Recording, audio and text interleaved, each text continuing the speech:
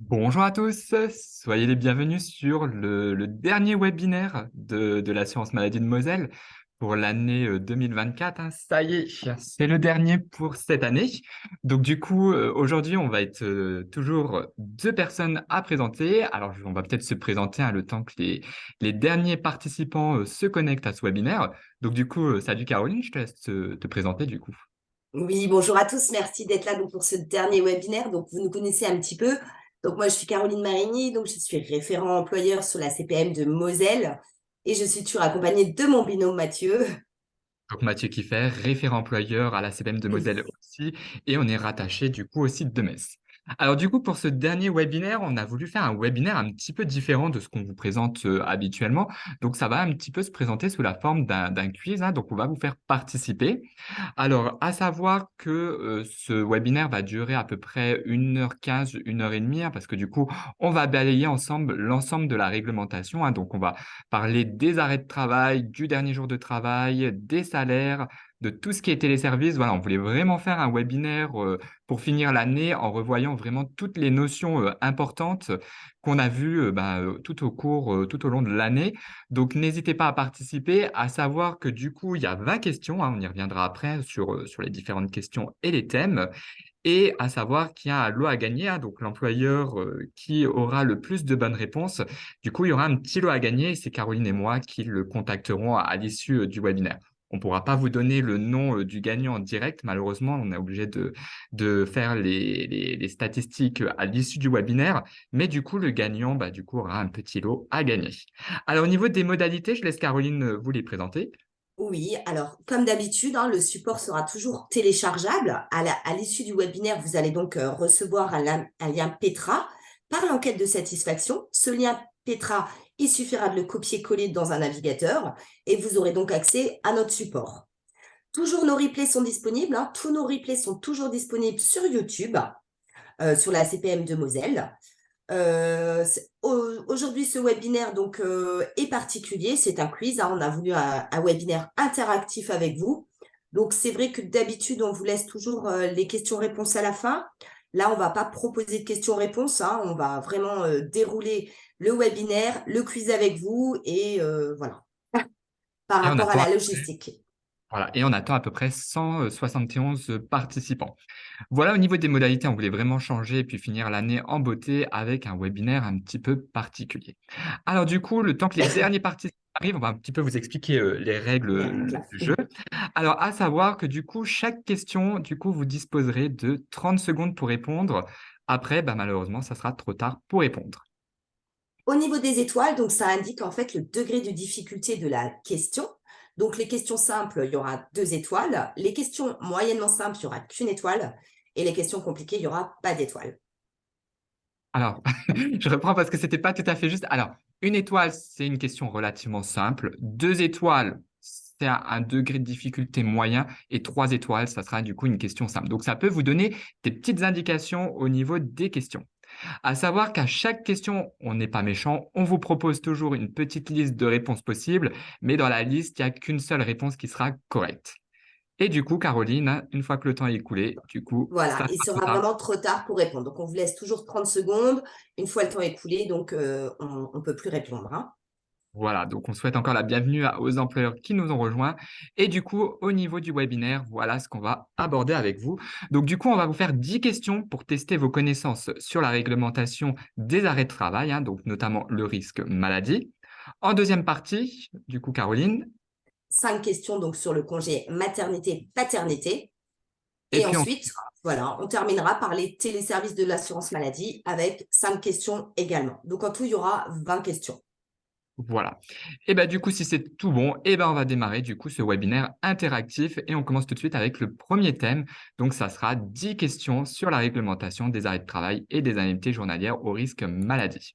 Du coup, Caroline, je te laisse. La première question, c'est sur les prescriptions d'arrêt de travail. Voilà, alors on vous prend toujours un petit exemple, hein. Vous verrez dans toutes nos questions, il y a un petit exemple, il y a en général des frises. Donc on vous explique, Monsieur Thomas a eu un arrêt initial du lundi 4 décembre au vendredi 8 décembre. Son état de santé n'étant toujours pas compatible avec une reprise d'activité, il va voir son médecin le mardi, qui lui prescrit un arrêt de prolongation à compter du 12 décembre jusqu'au 15 décembre. Donc, la question, comment seront enregistrés les arrêts de M. Thomas par l'assurance maladie? Donc, on va vous proposer les réponses et vous aurez donc toujours qu'une réponse possible. Donc, vous aurez 2 arrêts discontinus du 4 décembre au 8 décembre et du 12 décembre au 15 décembre. Le délai de carence sera également appliqué sur l'arrêt du 12 décembre. Ou alors 2 arrêts discontinus du 4 au 8, du 12 au 15, mais le délai de carence ne sera pas appliqué sur l'arrêt du 12 décembre. Ou alors un arrêt continu du 4 décembre au 15 décembre. Voilà, donc j'ouvre le questionnaire. Donc, du coup, 30 secondes pour répondre. Alors, est-ce que du coup, on aura 2 arrêts, mais il y aura le délai de carence qui sera également appliqué sur le deuxième? Est-ce qu'on aura 2 arrêts, mais il n'y aura pas le délai de carence sur le deuxième arrêt? Ou est-ce qu'on aura un arrêt continu du 4 jusqu'au 15 décembre? Alors, on vous laisse, hein, il vous reste quelques secondes encore pour répondre, hein, donc n'hésitez pas à participer. Voilà, à savoir que si vous êtes l'employeur qui a le plus de bonnes réponses à l'issue du webinaire, du coup, vous serez le gagnant. Il y aura un petit lot à gagner. Hop, je mets fin au sondage. Les 30 secondes sont écoulées. Donc, je partage. Les Donc, résultats. voilà. Donc, les résultats, normalement, vous avez le partage. Donc, la bonne réponse, Caroline, je te laisse la donner. Alors, C'est- effectivement, la bonne réponse, c'était la réponse 1, 2 arrêts discontinus avec un Non, délai non, de non, non. carence. C'était la réponse 3. Ah, C'était... pardon, un arrêt continu du 4 décembre au 15 décembre, parce Et il y qu'on est avait bien sur une prolongation. Et du coup, il y avait 24% de bonnes réponses. Voilà, alors on vous expliquera dans un instant pourquoi on comble dans ce cas-là. On vous laisse une deuxième chance, du coup on vous refait une deuxième question sur les arrêts de travail. Alors cette fois-ci, c'est le cas de votre salariée, Madame Berger. Donc après avoir rattrapé froid au cours de la semaine, Madame Berger, elle est placée en arrêt de travail du 1er décembre jusqu'au 4 décembre. Donc c'est un arrêt initial. Ne pouvant reprendre son travail, elle rencontre son médecin cette fois-ci le jeudi 7, qui lui prescrit un nouvel arrêt. Par contre, il coche initial. Du coup, la même question, comment seront considérés, hein, comment seront enregistrés les arrêts de travail de Madame Berger par l'assurance maladie? Est-ce que du coup, on aura un arrêt continu du 1 décembre jusqu'au 10, donc continu, donc du 1 au 4, du 7 au 10, mais toutefois, si le médecin avait coché une prolongation, on aurait alors pu couvrir les journées du 5 et du 6. Est-ce qu'on aura 2 arrêts discontinus avec application d'un nouveau délai de carence sur le 7, 8, 9? Ou est-ce qu'on aura 2 arrêts discontinus, mais il n'y aura pas l'application du délai de carence? Donc, je vous ouvre leur sondage. Donc, de Alors, nouveau, soit un arrêt continu du 1er au 10 décembre, soit 2 arrêts discontinus car le médecin a fait un arrêt initial. S'il avait fait une prolongation, on aurait pu couvrir les 2 jours en semaine. 2 arrêts discontinus avec application d'un nouveau délai de carence sur l'avis du 7 décembre. Ou alors 2 arrêts discontinus sans application d'un nouveau délai de carence sur l'avis du 7 décembre. voilà, donc n'hésitez pas à répondre. Il reste 3 secondes. Tac. Donc, je mets fin. Et du coup, donc, vous étiez 60% à répondre la troisième réponse, hein, donc c'est-à-dire 2 arrêts discontinus avec application d'un nouveau délai de carence. Et du coup, bah, majoritairement, vous avez bien répondu. Donc, du coup, on ne comble pas et c'est 2 arrêts discontinus et il y aura également une réapplication du délai de carence.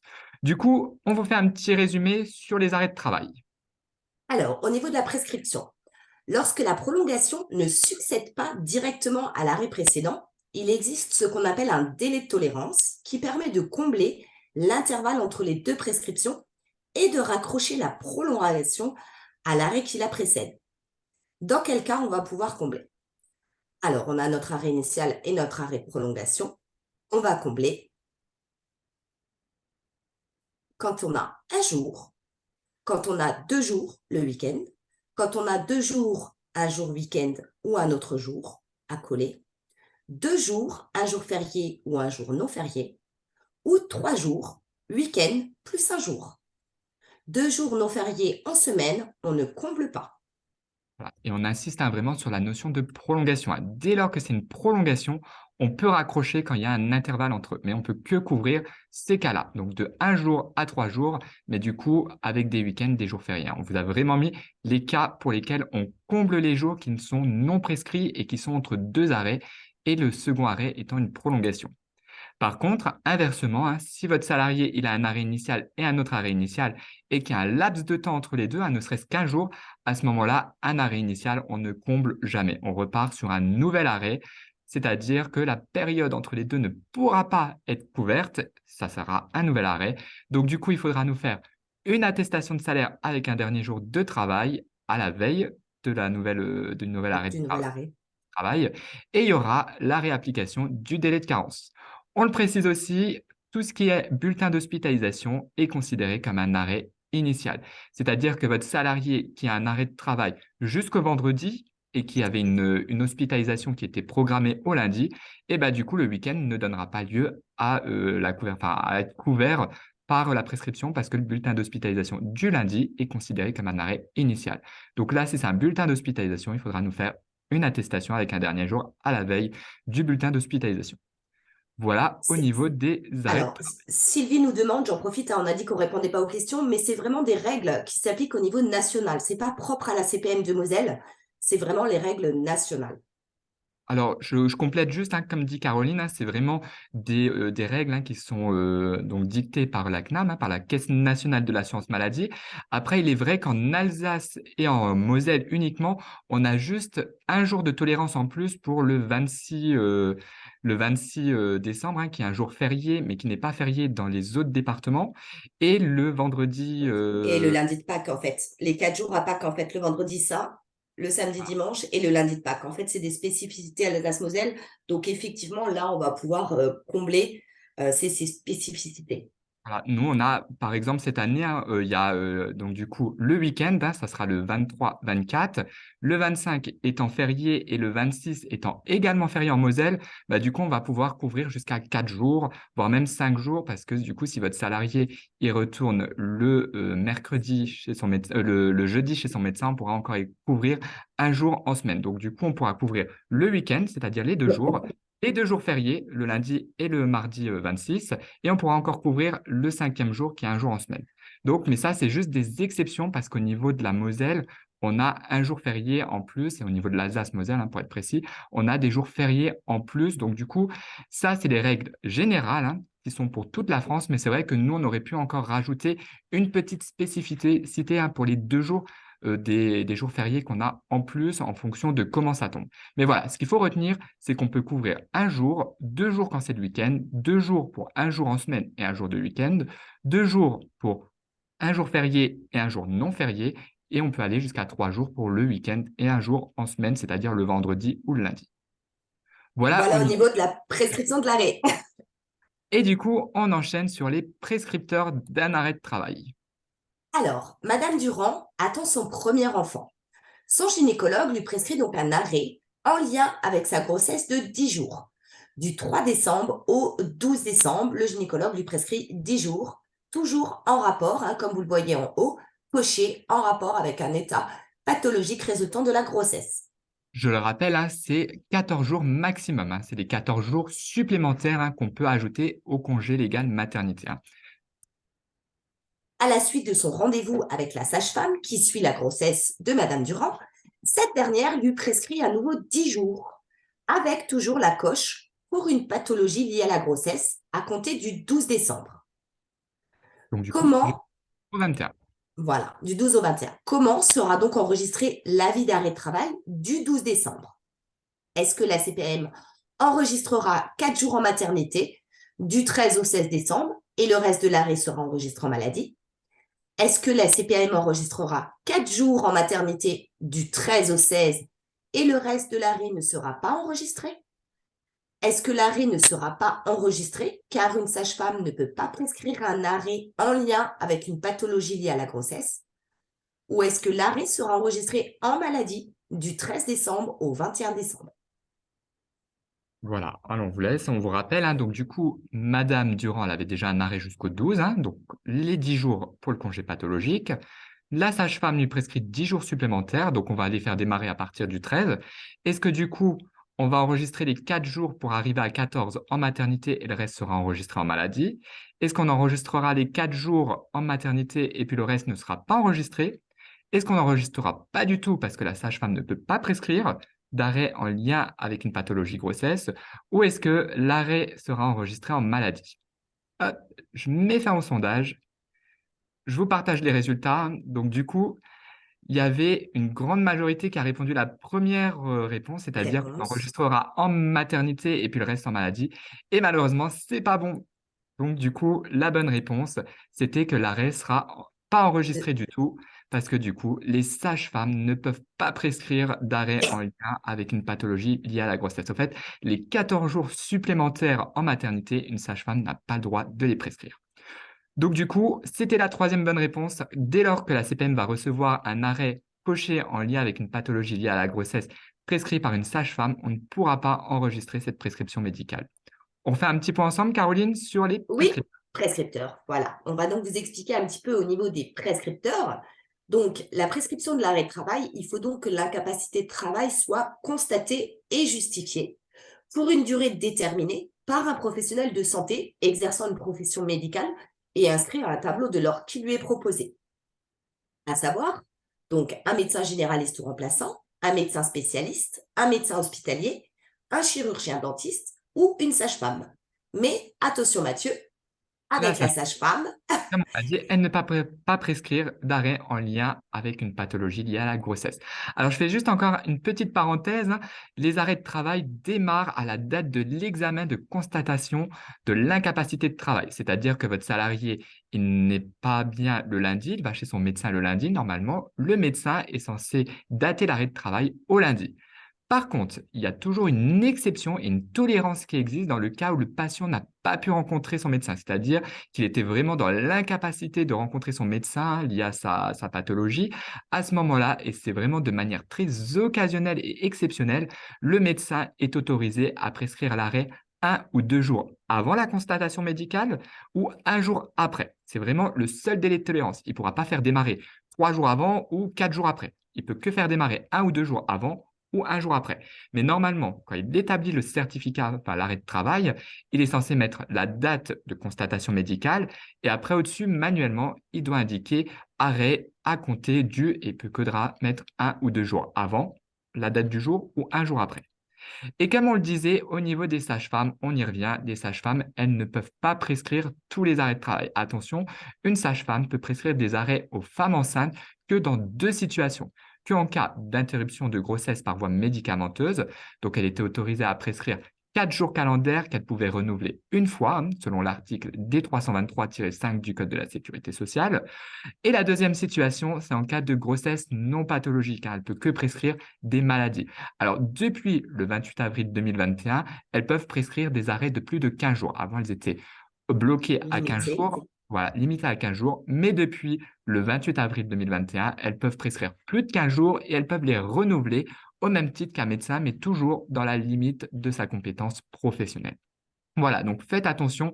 Dès lors que vous avez la petite coche, si vous voyez que c'est une sage-femme, ben nous, au niveau CPM, on ne pourra pas enregistrer l'arrêt et on fera un retour à votre salarié, hein, pour lui demander de se rapprocher de la sage-femme qui a prescrit l'arrêt de travail et de ne surtout pas cocher en lien avec une D'accord. pathologie grossesse parce que les sages-femmes ne peuvent pas prescrire les 14 jours maternité supplémentaires. Voilà au niveau des médecins et des professionnels de santé. Quatrième question, et ben cette fois-ci, on va s'intéresser du coup au délai d'envoi de l'arrêt de travail. Donc, on va s'intéresser à votre salarié, Monsieur Dupont. Alors, Monsieur Dupont, lui, est tombé malade lors d'une sortie familiale qui a eu lieu le premier week-end de décembre, c'est-à-dire le samedi-dimanche. Il est tombé malade. Il va chez son médecin, sur consultation de son médecin traitant. Il a eu un arrêt du coup du 4 au 10 inclus. Donc, jusque-là, pas de problème. Par contre, à l'approche des fêtes de fin d'année, il a complètement oublié de transmettre son arrêt de travail à son organisme de sécurité sociale. Du coup, afin d'être indemnisé, il le transmet dans l'urgence et cet avis d'arrêt de travail est réceptionné le 29 décembre. On rappelle, hein, à titre informatif, que normalement, un arrêt de travail est censé être transmis dans les 48 heures à l'organisme de sécurité sociale. Donc là, on ne respecte pas les 48 heures. Donc du coup, on vous fait une petite donne d'information. Il avait déjà eu un avertissement en janvier 2022. Que risque du coup Monsieur Dupont? Est-ce que du coup Monsieur Dupont aura un nouvel avertissement? Parce qu'il en a eu un en 2022, mais pas en 2023. Est-ce que M. Dupont n'aura rien, parce qu'on va considérer cet arrêt comme non tardif, parce qu'il a été réceptionné dans le mois? Est-ce que M. Dupont, du coup, aura, comme il a déjà eu un avertissement, il aura du coup une sanction à 50%, donc du 4 jusqu'au 10?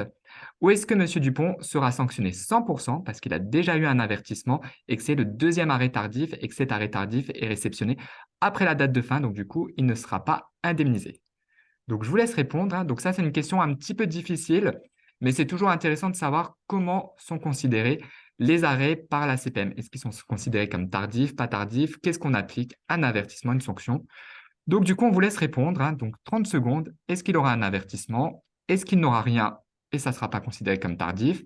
Est-ce qu'il aura une sanction 50% parce qu'il a déjà eu un avertissement? Donc, on va sanctionner cette fois-ci 50%. Ou est-ce qu'on va sanctionner à 100% parce qu'il y a déjà eu un avertissement et que l'arrêt est terminé? Donc, on vous laisse. Hop, je clôture le partage, hein. Les 30 secondes sont écoulées. Et majoritairement, vous avez répondu à la question 2, la réponse 3, c'est-à-dire qu'il sera sanctionné 50%. Alors non, malheureusement, c'est Ouais, pas bon. c'est pas la bonne La bonne réponse. réponse, c'était les 33% qui ont répondu qu'il sera sanctionné à 100%. Alors on va vous donner l'explication, hein. C'est toujours intéressant de savoir comment on fait au niveau des CPM et comment on applique les sanctions et les avertissements. Donc la bonne réponse, c'était la 3. On y revient tout de suite. Alors, on rappelle que le délai d'envoi d'un avis d'arrêt de travail, hein, votre salarié, c'est-à-dire l'assuré, doit adresser à sa CPM la prescription de repos dans les 48 heures suivant la date de constatation de l'incapacité totale ou partielle de travail. En cas de non-respect de ces 48 heures, hein, l'assuré s'expose à des sanctions financières. Alors, à savoir qu'au niveau des CPM, lorsqu'on a un premier arrêt tardif, hein, qui n'est pas transmis dans les 48 heures, on fait simplement un avertissement. Là, votre salarié, il n'a aucune sanction financière. Il y a simplement un courrier d'avertissement pour lui dire qu'attention, l'arrêt a été transmis après le délai réglementaire et que du coup, s'il transmet d'autres arrêts tardivement, et ben, du coup, il a en cours des sanctions financières. Cet avertissement, il court pendant 24 mois, c'est-à-dire 2 ans. Si pendant ce laps de 2 ans, on a d'autres arrêts tardifs, à ce moment-là, le deuxième arrêt tardif, on va appliquer des sanctions. Donc, soit de 50%, soit de 100%. Alors, on mettra une sanction 50% si au moment de sa date de réception, l'arrêt est toujours en cours, hein. On n'est pas méchant, hein. On va du coup juste limiter à 50% les indemnités journalières si l'arrêt est toujours en cours. Par contre, si le deuxième arrêt est réceptionné et qu'il est déjà terminé, qu'il est déjà échu, à ce moment-là, par contre, là, on n'indemnisera pas. Donc, le deuxième arrêt, on fait un distinguo. Est-ce que c'est l'arrêt est non échu? Est-ce qu'il est toujours en cours au moment de sa réception? À ce moment-là, ce sera une sanction 50%. Par contre, s'il est déjà terminé, ça sera une sanction 100% sur l'intégralité de l'arrêt de travail. Et au-delà du deuxième arrêt tardif, à partir du troisième et au-delà, là, on fera une sanction 100%. Donc, dans l'ordre, un avertissement, une sanction soit de 50% ou 100%, et après, au-delà du troisième arrêt, on considère qu'il avait déjà été informé, qu'il avait déjà une sanction. Après, on applique des sanctions 100% pour tous les arrêts tardifs qui interviennent dans les 24 mois. Au-delà des 24 mois, s'il y a de nouveau un arrêt tardif, on refait un courrier d'avertissement et après, sur les 2 ans, on sanctionnera dans l'ordre 50 ou 100% et 100% au-delà du troisième arrêt. Petite précision, Caroline, si vous Oui, avez la subrogation. alors, si vous avez la subrogation, il faut savoir que vous, employeur, vous allez recevoir quand même un courrier d'information qui vous sera adressé par voie postale pour vous informer donc soit de la suspension ou de la diminution de 50% des indemnités journalières. Vous êtes normalement toujours informé en tant qu'employeur dès lors que vous faites de la subrogation. Voilà, donc ça, c'était pour le délai. On va revenir du coup sur le dernier jour de Dernier travail. jour de travail. Alors, au niveau du dernier jour de travail, le 22 novembre 2023, en fait, Madame Bertin a travaillé tard afin de finir un dossier important et profiter de ses congés sereinement. Elle a pris une semaine et demie de congé, donc du 23 novembre au 1er décembre, Madame Bertin est en congé. À l'issue de ses congés, malheureusement, elle tombe malade et a été arrêtée par son médecin traitant du 4 décembre au 10 décembre. Sa collègue souhaite donc saisir l'attestation de salaire. Quel dernier jour de travail devra-t-elle indiquer? Est-ce qu'elle va indiquer le mercredi 22 novembre, car c'est son dernier jour de travail réellement effectué? Est-ce qu'elle va indiquer le vendredi 1er décembre, car les congés payés sont assimilés à des jours travaillés? Ou alors est-ce qu'elle va indiquer le dimanche 3 décembre, veille de l'arrêt de travail? Ou alors, elle peut indiquer le dernier jour de travail qu'elle veut. Il n'existe pas de règle et ça n'influence pas l'étude des droits aux prestations en espèces. Alors ça, nous, on a mis pour petite aide une réponse assez simple, hein.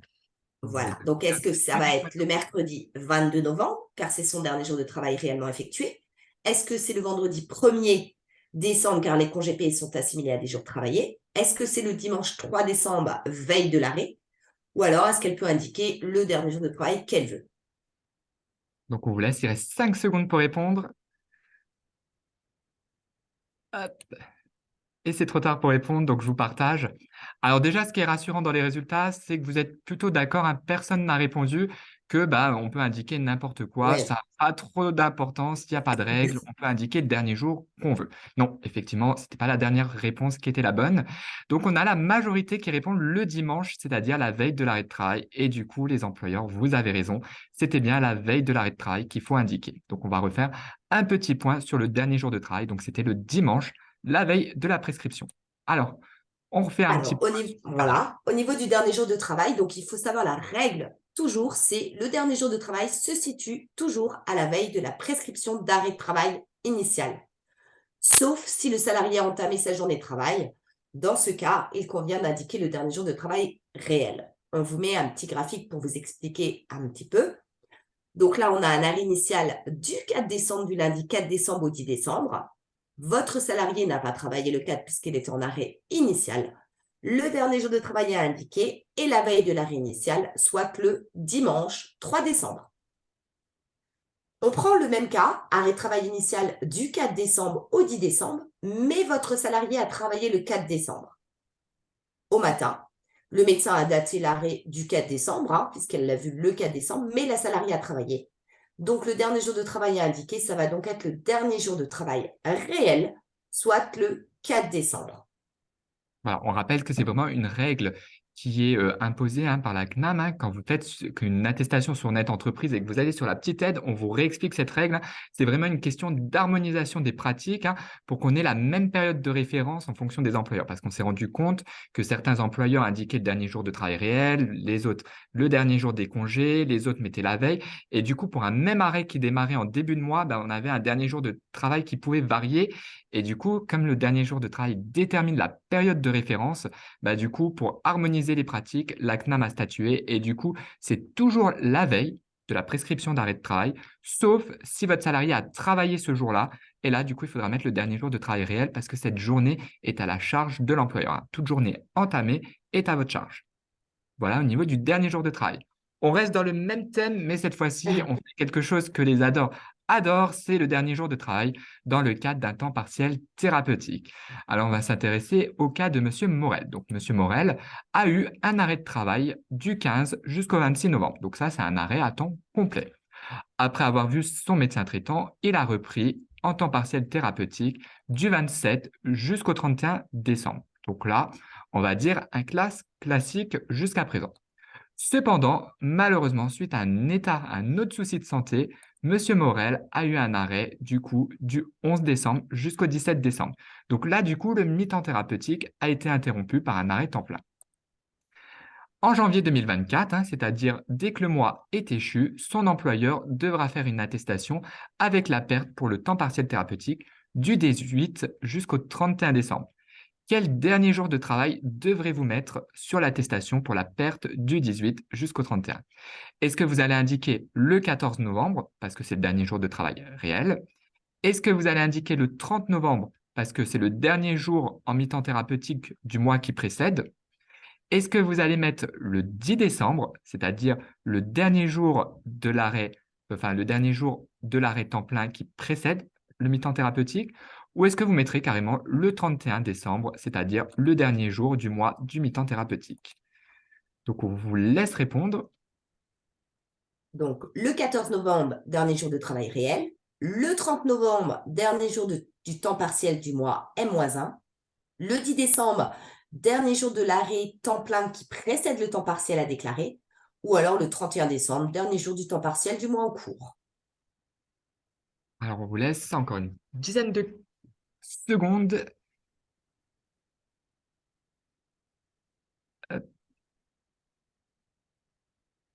et je vous partage les résultats. Du coup, majoritairement, on a 57% les employeurs qui répondent qu'il faut indiquer le 10 décembre. Alors, je confirme, hein, du coup, c'est une bonne réponse. C'était bien le 10 décembre qu'il fallait indiquer. Au fait, la règle, c'est dès lors qu'il y a un nouvel arrêt temps plein, le dernier jour de travail, en fait, c'est ce dernier jour qu'il faudra indiquer pour tout le reste du mi-temps. En fait, c'est toujours le dernier jour du temps plein qui précède le mi-temps qu'il faudra indiquer et reprendre. Donc, on vous fait une petite explication. Donc, le dernier jour de travail avec succession d'arrêts temps partiel et d'arrêts temps plein. C'est quoi la règle en fait? Donc, lorsque la reprise à temps partiel s'inscrit dans la continuité de l'arrêt temps plein, le dernier jour de travail reste celui de l'arrêt à temps plein. Lorsqu'un arrêt à temps plein interrompt la période de temps partiel thérapeutique, le dernier jour de travail sera désormais la veille de la prescription de l'arrêt temps plein. On reprend un exemple. On a un arrêt initial du 4 décembre au 10 décembre. On a un temps partiel qui intervient donc du 11 décembre au 31 décembre. Le dernier jour de travail est indiqué sur les deux attestations de salaire, donc l'attestation de salaire temps plein et l'attestation de mi-temps avec la perte de mi-temps du 11 décembre au 31 décembre. Le dernier jour, ça sera toujours le dimanche 3 décembre. Maintenant, on a une succession. Arrêt initial, arrêt temps partiel, arrêt temps plein. Donc, le dernier jour de travail, le 3 décembre, pour l'arrêt temps plein du 4 décembre au 10 décembre. Pour le mi-temps du 11 décembre au 17 décembre, ça sera également le dernier jour de travail au 3 décembre. Par contre, pour le nouvel arrêt temps plein du 18 au 24, le dernier jour de travail, ça sera la veille, c'est-à-dire le 17 décembre. Et pour l'arrêt mi-temps du 25 décembre au 31 décembre, on reprend donc le dernier arrêt temps plein. Le dernier jour de travail, c'est le 17 décembre. Donc, dans le mois de décembre, là, on a 4 attestations de salaire à faire, 2 avec un dernier jour de travail au 3 décembre et 2 avec un dernier jour de travail au 17 décembre. Voilà, en fait, ce qu'il faut retenir, c'est qu'à chaque fois qu'il y a un mi-temps thérapeutique, vous prenez le dernier jour de l'arrêt temps plein de l'attestation que vous avez, enfin, le dernier jour que vous avez indiqué sur l'attestation du temps plein qui précède ce temps partiel thérapeutique. Voilà, on avance du coup et on va aborder ensemble l'ouverture des droits aux indemnités journalières. Alors, Monsieur Legrand, qui est salarié mensuel dans un cabinet comptable, a eu un arrêt de travail à compter du 11 juillet 2023. Son employeur a fait une attestation de salaire par signalement DSN et a indiqué un dernier jour de travail au 10 juillet. Donc là, on est cohérent, on indique la veille de la prescription médicale. Quelles Alors, sont les conditions pour avoir des droits aux indemnités journalières pour un assuré salarié mensualisé? Pour bénéficier des indemnités journalières, Monsieur Legrand doit justifier de 151,67 heures de travail sur le mois qui précède l'arrêt. Il doit justifier de 150 heures de travail sur les 3 mois qui précèdent l'arrêt de travail. Il doit justifier de 300 heures de travail sur les 6 mois qui précèdent l'arrêt de travail. Ou il doit justifier de 600 heures de travail sur les 6 mois qui précèdent l'arrêt de travail.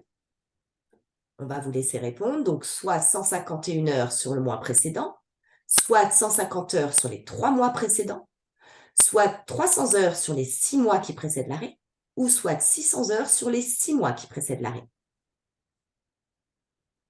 alors, il reste encore quelques secondes pour répondre. Donc là, c'est une réponse, on va dire, assez simple au niveau de la difficulté. Hop. Donc, je partage. Donc, globalement, on avait 67% qui disent qu'il faut 150 heures sur les 3 mois qui précèdent l'arrêt de travail. Et effectivement, c'est la bonne réponse. Donc là, on a 67% de bonnes réponses. On va un petit peu revenir au niveau des droits aux indemnités journalières, hein. Donc, au niveau des droits. Alors, pour bénéficier, pour qu'on puisse nous enclencher un paiement, hein, on fait une première étude à partir de l'interruption de travail, c'est-à-dire à partir de l'arrêt de travail. Donc, du coup, pour un salarié standard, hein, un salarié mensualisé qui a une activité régulière, on va regarder est-ce qu'il a eu 150 heures sur les 3 mois civils ou sur les 90 jours qui précèdent l'arrêt. Si c'est le cas, il a droit aux indemnités journalières. Si cette condition n'est pas remplie, il peut en remplir une autre. On va étudier les cotisations, c'est-à-dire le montant des salaires cotisés. Donc là, il va devoir cotiser sur 1015 fois le SMIC horaire sur les 6 mois qui précèdent l'arrêt de travail. Donc c'est une condition ou l'autre. En général, les employeurs, vous nous indiquez plutôt les heures. Mais voilà, à savoir que s'il n'a pas les heures nécessaires, il a peut-être des salaires suffisants cotisés pour s'ouvrir des droits. Donc ça, c'est pour les activités vraiment contractuelles, on va dire, à caractère Régulière. régulier. Voilà. Par contre, oups là, pour tout ce qui est salarié discontinu, hein, donc qu'est-ce qu'on entend par discontinu? C'est-à-dire les personnes qui ont des activités irrégulières. Là, elles n'auront peut-être pas les 150 heures sur les 3 mois. Donc, si les conditions ne sont pas remplies, pour les salariés discontinus, on peut faire une étude sur l'année. Donc, qu'est-ce qu'on entend par discontinu? Ça va être les intérimaires, les emplois saisonniers, les personnes payées par chèque emploi-service. Donc, toutes ces personnes qui ont une activité irrégulière, on peut faire une étude sur l'année.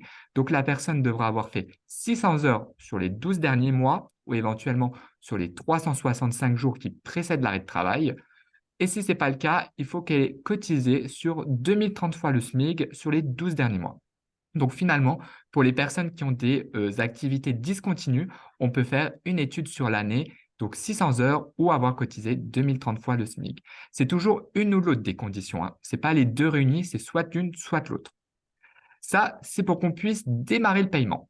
Par contre, à partir du moment où votre arrêt arrive à 6 mois, nous, au niveau de l'assurance maladie, on fait une deuxième étude. C'est ce que nous, on appelle l'étude des droits renforcés pour bénéficier d'une indemnisation d'un arrêt supérieur à 6 mois. Donc ça, c'est souvent l'attestation que vous faites à partir du sixième mois.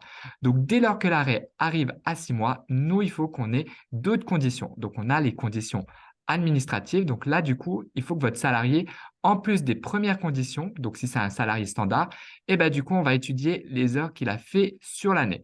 Donc là, il faut qu'il justifie de 600 heures sur les 12 derniers mois ou sur les 365 jours qui précèdent l'arrêt de travail. Si éventuellement il ne remplit pas ces conditions, il faut qu'il ait cotisé sur 2030 fois le SMIC horaire sur les 12 mois civils. Si malheureusement il n'a pas fait 600 heures et qu'il n'a pas cotisé 2030 fois, à ce moment-là, au niveau assurance maladie, on ne pourra pas indemniser au-delà du sixième mois.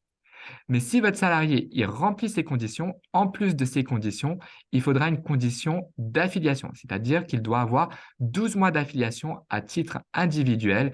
Et quand on parle d'affiliation, nous, on entend une notion de cotisation, c'est-à-dire qu'il faut qu'il ait cotisé pendant 12 mois avant son arrêt de travail. Dès lors qu'on a la condition de salariat et la condition d'affiliation, bien entendu, nous, il faudra aussi qu'on ait un accord de notre service médical, hein, qui nous mentionne que médicalement, l'arrêt est justifié au-delà de 6 mois et qu'on puisse faire un paiement pour un arrêt au-delà de 6 mois. Donc finalement, il y a trois conditions dès lors que l'arrêt arrive à 6 mois. Trois conditions. Il faut qu'il ait fait 600 heures ou cotisé 2030 fois sur le SMIC. Donc ça, c'est la première condition. Il faut qu'il ait 12 mois d'affiliation, donc c'est-à-dire 12 mois de cotisation. Et en plus, il nous faut un accord du service médical qui nous mentionne que l'arrêt est médicalement justifié au-delà de 6 mois. Donc, il y a trois conditions. Voilà au niveau des droits pour les arrêts de travail en maladie. Voilà, on avance et on va parler des salaires. Donc, autre thème, les salaires. Alors, salaire et salaire rétabli. Donc, on va s'intéresser de nouveau à Monsieur Dupont. Donc, c'était le salarié qui transmettait pas de mémoire les arrêts dans les délais. Donc, après avoir eu connaissance de l'arrêt de travail du 4 au 10 décembre de Monsieur Dupont, son employeur souhaite établir l'attestation de salaire dans les meilleurs délais afin que Monsieur Dupont puisse percevoir ses indemnités journalières. Il doit renseigner du coup les 3 mois qui précèdent l'arrêt, c'est-à-dire septembre, octobre et novembre. Donc, ça va être les salaires qui vont servir pour le calcul de l'indemnité journalière. Pour le mois de septembre et octobre, pas de problème. Les mois sont complets et ne posent pas de problème particulier pour l'employeur. Par contre, des absences apparaissent sur le bulletin de salaire de novembre et du coup, l'employeur il souhaite avoir votre avis sur le salaire qu'il doit indiquer. On vous a mis le bulletin de salaire. Donc là, il faut peut-être avoir une calculatrice sur le côté. Alors, on fait un petit peu le point sur le bulletin de salaire. Donc, il a un salaire de base à 1800 euros, une prime d'ancienneté à 200 euros. Par contre, il y a eu une déduction de 200 euros pour une absence non autorisée, une déduction de 100 euros pour une grève. Il y a eu un rappel d'heures supplémentaires qui ont été effectuées en octobre de 200 euros et une prime de 13e mois de 800 euros. Finalement, cumulant du coup les variables et en diminuant les retenues, on a un salaire soumis à cotisation de 2 700. Alors du coup, qu'est-ce que vous allez indiquer sur l'attestation de salaire? Est-ce que vous allez indiquer 2 700 € parce que les déductions de la grève et de l'absence, on ne les rétablira pas, il faudra bien les prendre en compte, hein, elles ne seront pas à rétablir. Est-ce qu'on va indiquer 2 800 €, on va rétablir la grève, mais par contre, on va quand même déduire l'absence non autorisée? Est-ce qu'on va indiquer 2 900 €, on rétablit l'absence non autorisée, mais on ne rétablit pas la grève? Ou est-ce qu'on rétablit toutes les absences et du coup, on sera sur un salaire rétabli à 3 000 €? Donc, du coup, j'ouvre le sondage. Alors, est-ce qu'on indique 2 700 €, on ne rétablit pas ni la grève ni l'absence non autorisée? Est-ce qu'on est un salaire rétabli à 2 800, on rétablit la grève et on déduit l'absence non autorisée? Est-ce qu'on est sur un salaire à 2 900 €, on rétablit l'absence non autorisée mais pas la grève? Ou est-ce qu'on est à un salaire à 3 000 €, on rétablit toutes les absences qui ont été déduites? Hop, je mets fin au sondage. On va regarder un petit peu les réponses.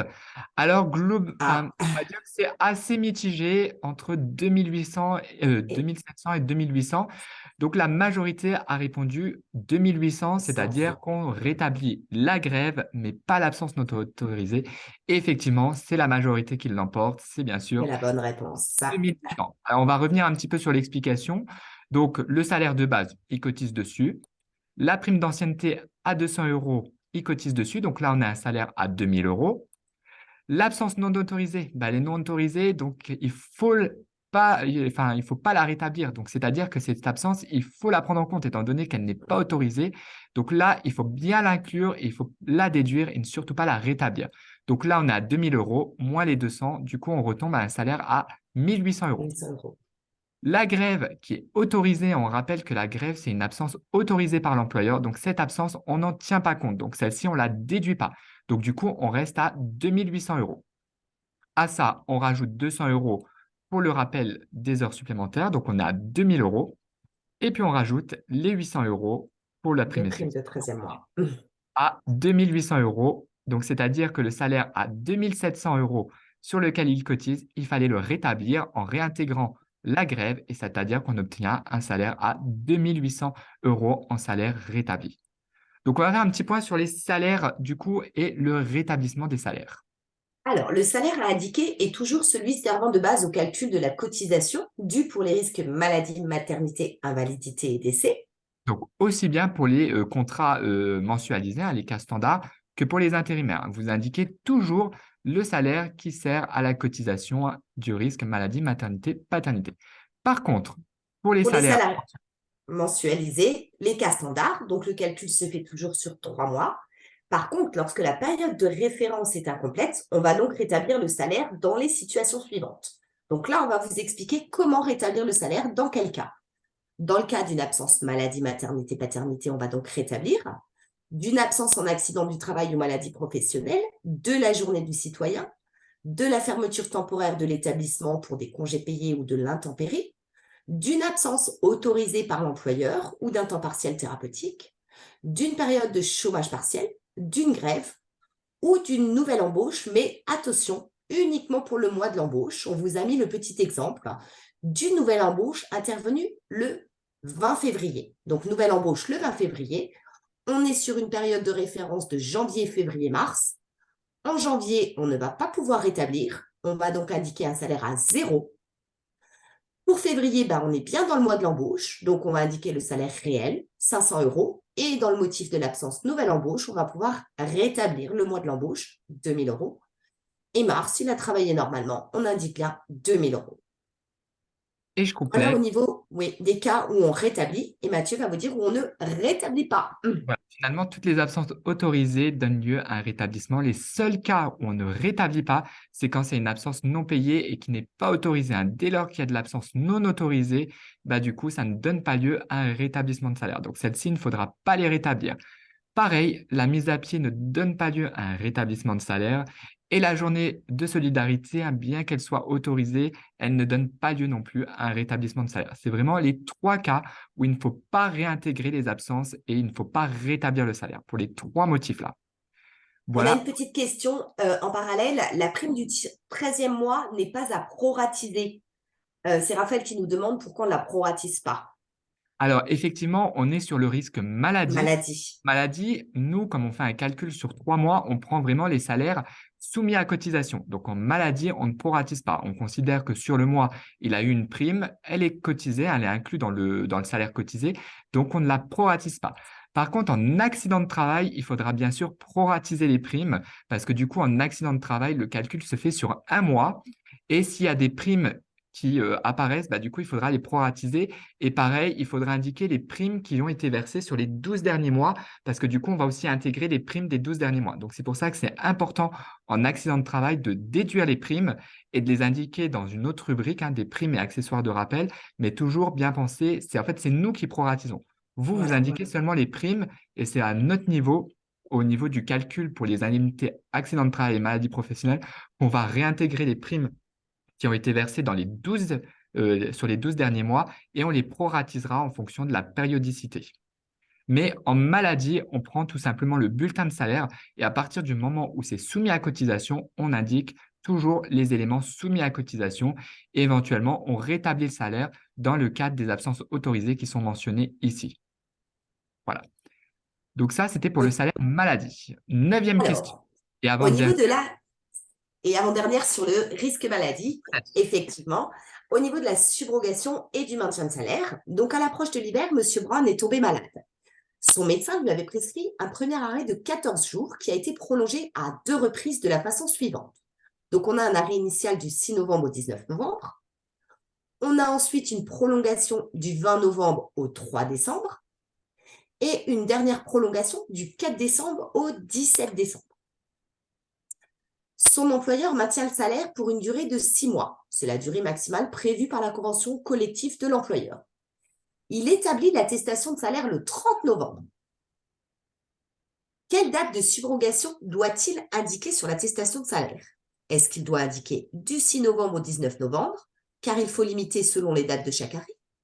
Est-ce qu'il doit indiquer du 6 novembre au 3 décembre, car à la date du 30 novembre, l'employeur n'a que connaissance d'un arrêt jusqu'au 3 décembre?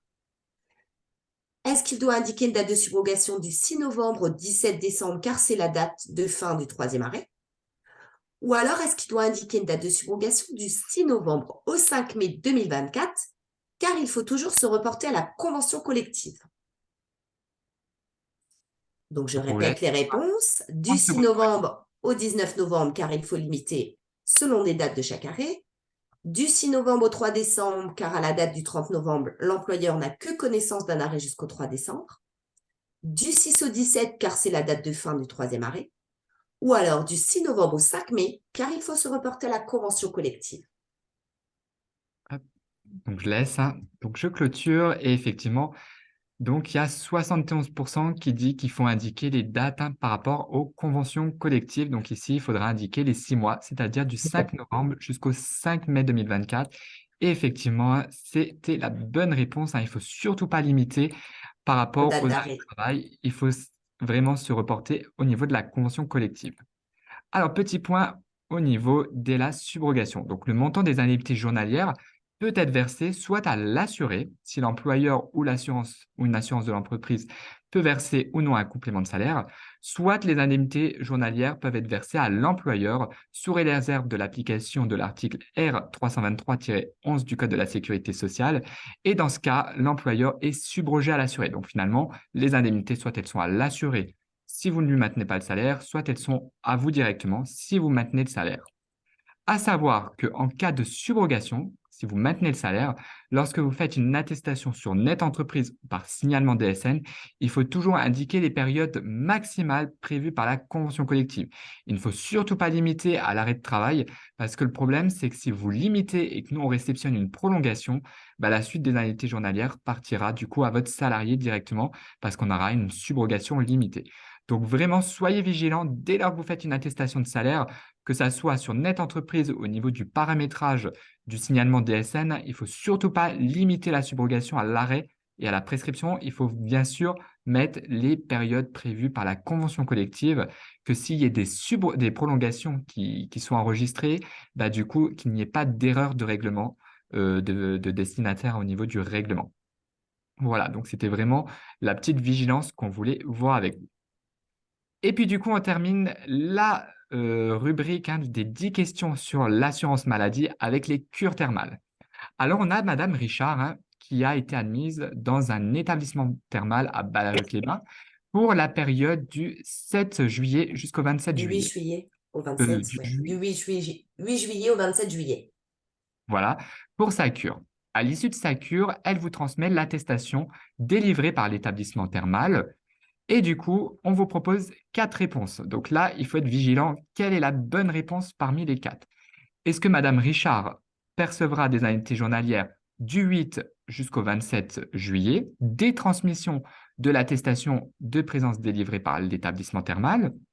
Est-ce qu'elle percevra des indemnités du 7 jusqu'au 28 juillet, des transmissions de l'attestation délivrée par la cure thermale? Est-ce que pour être indemnisée, Madame Richard devra avoir un arrêt de travail délivré par son médecin traitant? Ou est-ce que pour être indemnisée, Madame Richard devra avoir un arrêt de travail délivré par le médecin de la cure thermale? Donc, 4 propositions. Donc, est-ce que du coup, elle sera indemnisée dès lors qu'elle vous présentera l'attestation de présence, mais elle sera indemnisée du 8 jusqu'au 27? Ou est-ce que dès lors qu'elle vous transmettra l'attestation de présence de la cure thermale, elle sera indemnisée du 7 au 28? Ou est-ce que pour être indemnisée, elle doit présenter un arrêt de travail établi par le médecin traitant? Ou est-ce qu'elle devra présenter un arrêt de travail établi par le médecin de la cure thermale? C'est une question assez dure, hein? Alors, on a mis 2 étoiles, moyennement dur. Caroline, elle dit que c'est dur. Hop, je mets Ah, fin. c'est pas toujours connu par l'employeur, en fait. C'est pour ça on a vraiment voulu vous en parler. C'est important. On Voilà. va Alors, partager. majoritairement, vous êtes 52 à avoir répondu que pour être Ouais. indemnisé, elle va devoir transmettre un arrêt de travail délivré par le médecin traitant. Aïe! C'était surtout ce Aïe. qu'il ne fallait pas répondre, c'est pas juste. Au fait, on va vous donner la bonne réponse. J'arrête le partage. Les cures, c'est toujours un élément un petit peu important et c'est pour ça qu'on voulait vous faire cette question. La bonne Oui. réponse, c'est du coup la deuxième réponse, c'est-à-dire que pour être indemnisée, elle va devoir transmettre l'attestation de présence de la cure thermale, mais en plus, elle sera indemnisée du 7 jusqu'au 28 juillet. Alors, on vous explique pourquoi tout de suite en vous faisant de nouveau un petit focus sur les cures. Alors, à savoir que la prise en charge des indemnités journalières pour une cure thermale est liée aux conditions de ressources appréciées à la date de la cure. C'est-à-dire qu'au fait, votre salarié, dès lors qu'il va faire une demande d'une cure thermale, et ben, du coup, il va devoir indiquer les ressources annuelles du foyer. Donc, c'est prévu par l'article D323-1 du Code de la sécurité sociale. Et en fonction des ressources, on va accorder ou non le droit aux indemnités journalières. Donc, on vous a mis un petit peu les plafonds. Pour une personne, pour avoir le droit, il fallait avoir des revenus, par exemple en 2023, en dessous de 43 000 euros sur l'année. Donc ça, c'est pour une personne qui est seule au niveau du Fiscal. foyer fiscal, exactement. Ça, c'est seulement les plafonds. Par contre, en plus, si votre salarié ne dépasse pas les plafonds, et c'est-à-dire qu'elle a le droit aux IJ, l'indemnisation se fera uniquement sous réserve de l'ouverture des droits. On se rappelle, l'ouverture des droits, c'est les 150 heures sur les 3 mois ou les jours qui 1015 précèdent fois les 1015 fois le SMIG. le SMIC, ou pour les salariés discontinus, ça va être 600 heures sur l'année, ou Ou 2030 fois le SMIG. donc c'est toujours un sous réserve. Il ne faut pas dépasser les plafonds, et en plus, c'est Et avoir droit aux indemnités journalières, en fait, pour prétendre aux indemnités journalières. Mais à côté de ça, il faut impérativement que votre salarié nous fournisse l'accord de prise en charge de cure thermale. Ça tient lieu de justificatif aussi bien chez vous. Le médecin ne doit jamais faire un arrêt de travail pour la période de cure. et vous ne C'est devez vraiment, Et voilà, vous ne devez pas demander un avis de travail pour justifier de l'absence pour une cure thermale. Effectivement, comme on vous le disait, étant donné que les indemnités liées à une cure thermale sont, on va soumis dire, à ressources. voilà, à ressources, il ne faut pas dépasser les plafonds. Si on a un arrêt de travail, nous, on n'aura même pas connaissance qu'il y a eu une cure thermale et on va du coup indemniser des indemnités journalières. Il n'y a pas d'étude vis-à-vis des conditions de ressources par rapport au foyer. La cure, c'est une obligation et c'est ce qui, on va dire, déclenche un paiement, hein. C'est vraiment, il faut qu'on étudie les conditions de ressources au niveau du foyer. Donc, il ne faut absolument pas demander d'arrêt de travail et l'indemnisation se fait sur la base du coup des déclarations des ressources de votre salarié et se fera sur le justificatif de l'attestation de présence qui sera délivrée par la cure thermale. On le Et alors, précise. oui, on va apporter aussi une autre petite précision, Mathieu. Pourquoi est-ce qu'on indemnise en fait cette cure, voilà, du 7 juillet, à partir du 7 juillet? Donc, du Ah, coup, c'est parce qu'on rajoute le délai de route. Il y a un jour avant et un jour après qui est rajouté à la cure, hein. Mais par contre, c'est uniquement pour les cures hors de la région. Alors, nous, on vous a mis la petite précision, hein, pour les assurés mosellans, ce délai n'est pas rajouté pour les stations thermales qui sont en Moselle, donc c'est-à-dire Amnéville, qui sont en Alsace ou au Luxembourg à Mondorf. Donc, c'est les trois cas, hein, c'est-à-dire en Moselle, en Alsace et au Luxembourg, il n'y a pas de délai de route. Par contre, dans notre cas, hein, si je reprends notre cas, effectivement, enfin non, c'était Madame Richard Madame qui Richard. avait suivi une cure à Balaruc-les-Bains, et ben du coup, elle avait le droit à un jour pour l'aller et un jour pour le retour en plus. Donc nous ici, on indemnisera une cure, hein, on versera des indemnités journalières du 7 jusqu'au 28. Donc attention au dernier jour de travail, il ne faudra pas indiquer le 7, mais le 6, la veille, hein. Et du coup, au niveau des subrogations, hein, il faudra du coup, bon, comme on dit, il faut toujours mettre les subrogations maximales prévues par la convention collective. Mais si jamais vous mettez jusqu'au 27, c'est faux parce que du coup, nous, on va encore indemniser la journée du 28 pour la journée du retour. Donc, à savoir que pour les cures thermales, hein, c'est soumis aux ressources du foyer, indemnisé en fonction de l'ouverture des droits, hein, s'il a le droit ou pas aux indemnités journalières. Et en plus, il y a peut-être un délai de route si la cure est hors du département. Donc, soyez vigilants au niveau des cures thermales. Voilà sur ce qu'on voulait dire au niveau des cures On- thermales. Et on a fini d'ailleurs le chapitre arrêt maladie. On va passer tout de suite donc au chapitre et aux questions sur le congé maternité et paternité en fait. Donc, le thème 2, 5 questions sur la maternité et la paternité. Et du coup, on commence, Caroline, avec l'affiliation. Alors, l'affiliation pour les congés maternité, paternité, adoption. Donc, Madame Durand a son congé maternité qui démarre le 14 janvier 2024. En plus des conditions de salariat, Madame Durand devra remplir une condition d'affiliation pour bénéficier des indemnités journalières en maternité. Quelle est la durée d'affiliation à justifier à la date présumée de l'accouchement pour percevoir les indemnités journalières? Est-ce que ça sera 3 mois d'affiliation à titre perso, 6 mois d'affiliation à titre perso, 10 mois d'affiliation à titre perso ou 12 mois d'affiliation à titre perso? On Je vous laisse rappellera, le temps. on le rappelle tout à l'heure, enfin, on va le rappeler dans un On va le instant. rappeler. L'affiliation, c'est la notion de cotisation, hein, de trimestre, enfin, de mois cotisés, hein. Donc, est-ce qu'elle doit Alors, 3 mois. être 6, 10 ou 12? Je mets fin au sondage. Tac. Je partage. Alors, on va dire que majoritairement, il y avait Un. 40% qui répondent 3 mois, une petite majorité répond 6 mois, et on a de nouveau 27 qui répondent 12 mois. Alors, du coup, la bonne réponse, c'était 6 mois. Alors, on va vous expliquer. Donc, c'est les 24% de nos participants qui ont répondu 6 mois qui avaient du coup la bonne réponse, c'est 6 mois. Alors, on va revenir. Je vous coche, c'était bien les 6 mois. Et on revient tout de suite sur cette notion d'immatriculation avec Caroline. Alors, pour prétendre donc à l'indemnisation du congé maternité, hein, là on est bien à l'assurance maternité-paternité, l'assuré doit remplir donc deux conditions cumulatives, l'affiliation et le salariat.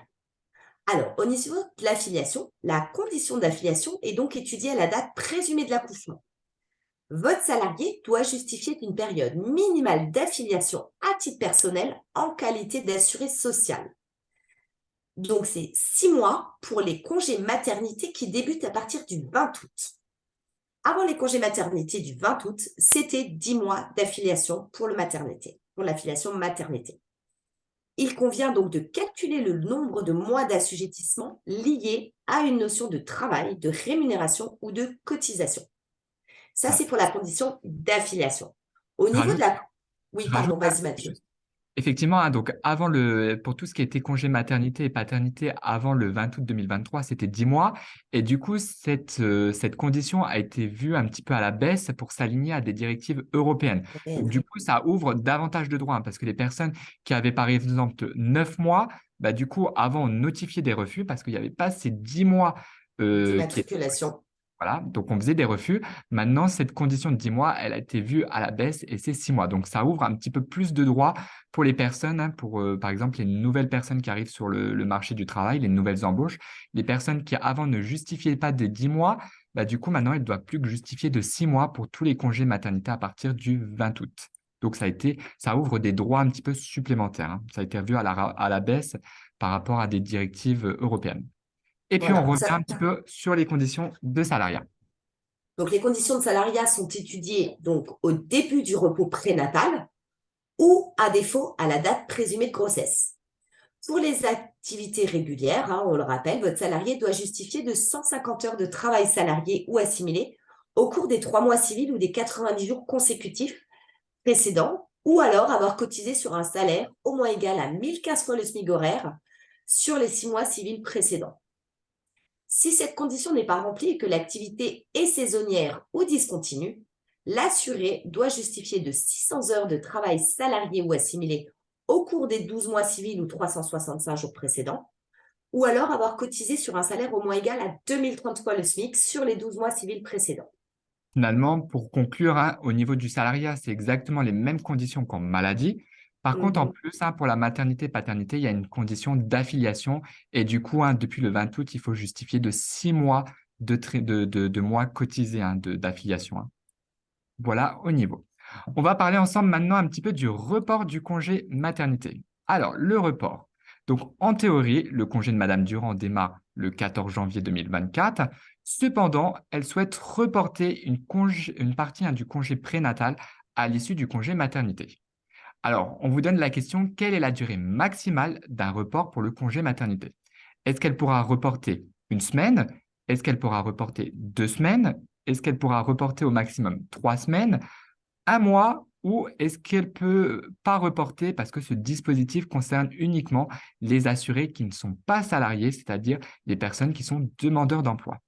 Donc, une semaine, 2 semaines, 3 semaines, un mois, ou bien elle ne peut pas reporter.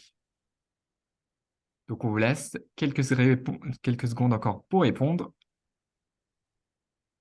Euh, Et je clôture.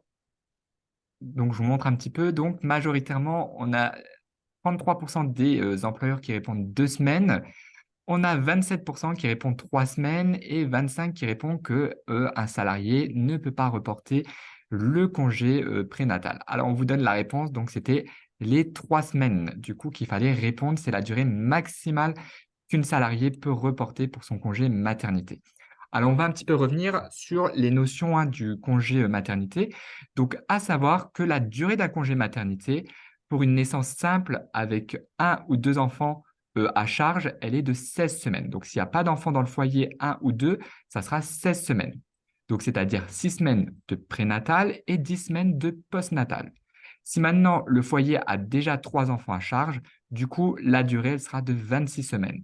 Donc, 8 semaines prénatales et 18 semaines en postnatal. Et pour les naissances multiples, hein, c'est-à-dire des jumeaux, la durée légale du congé maternité sera de 34 semaines, 12 semaines en prénatal, 22 semaines en postnatal. Et pour des triplés ou plus, ça sera 46 semaines, 24 semaines de prénatal et 22 semaines de postnatal.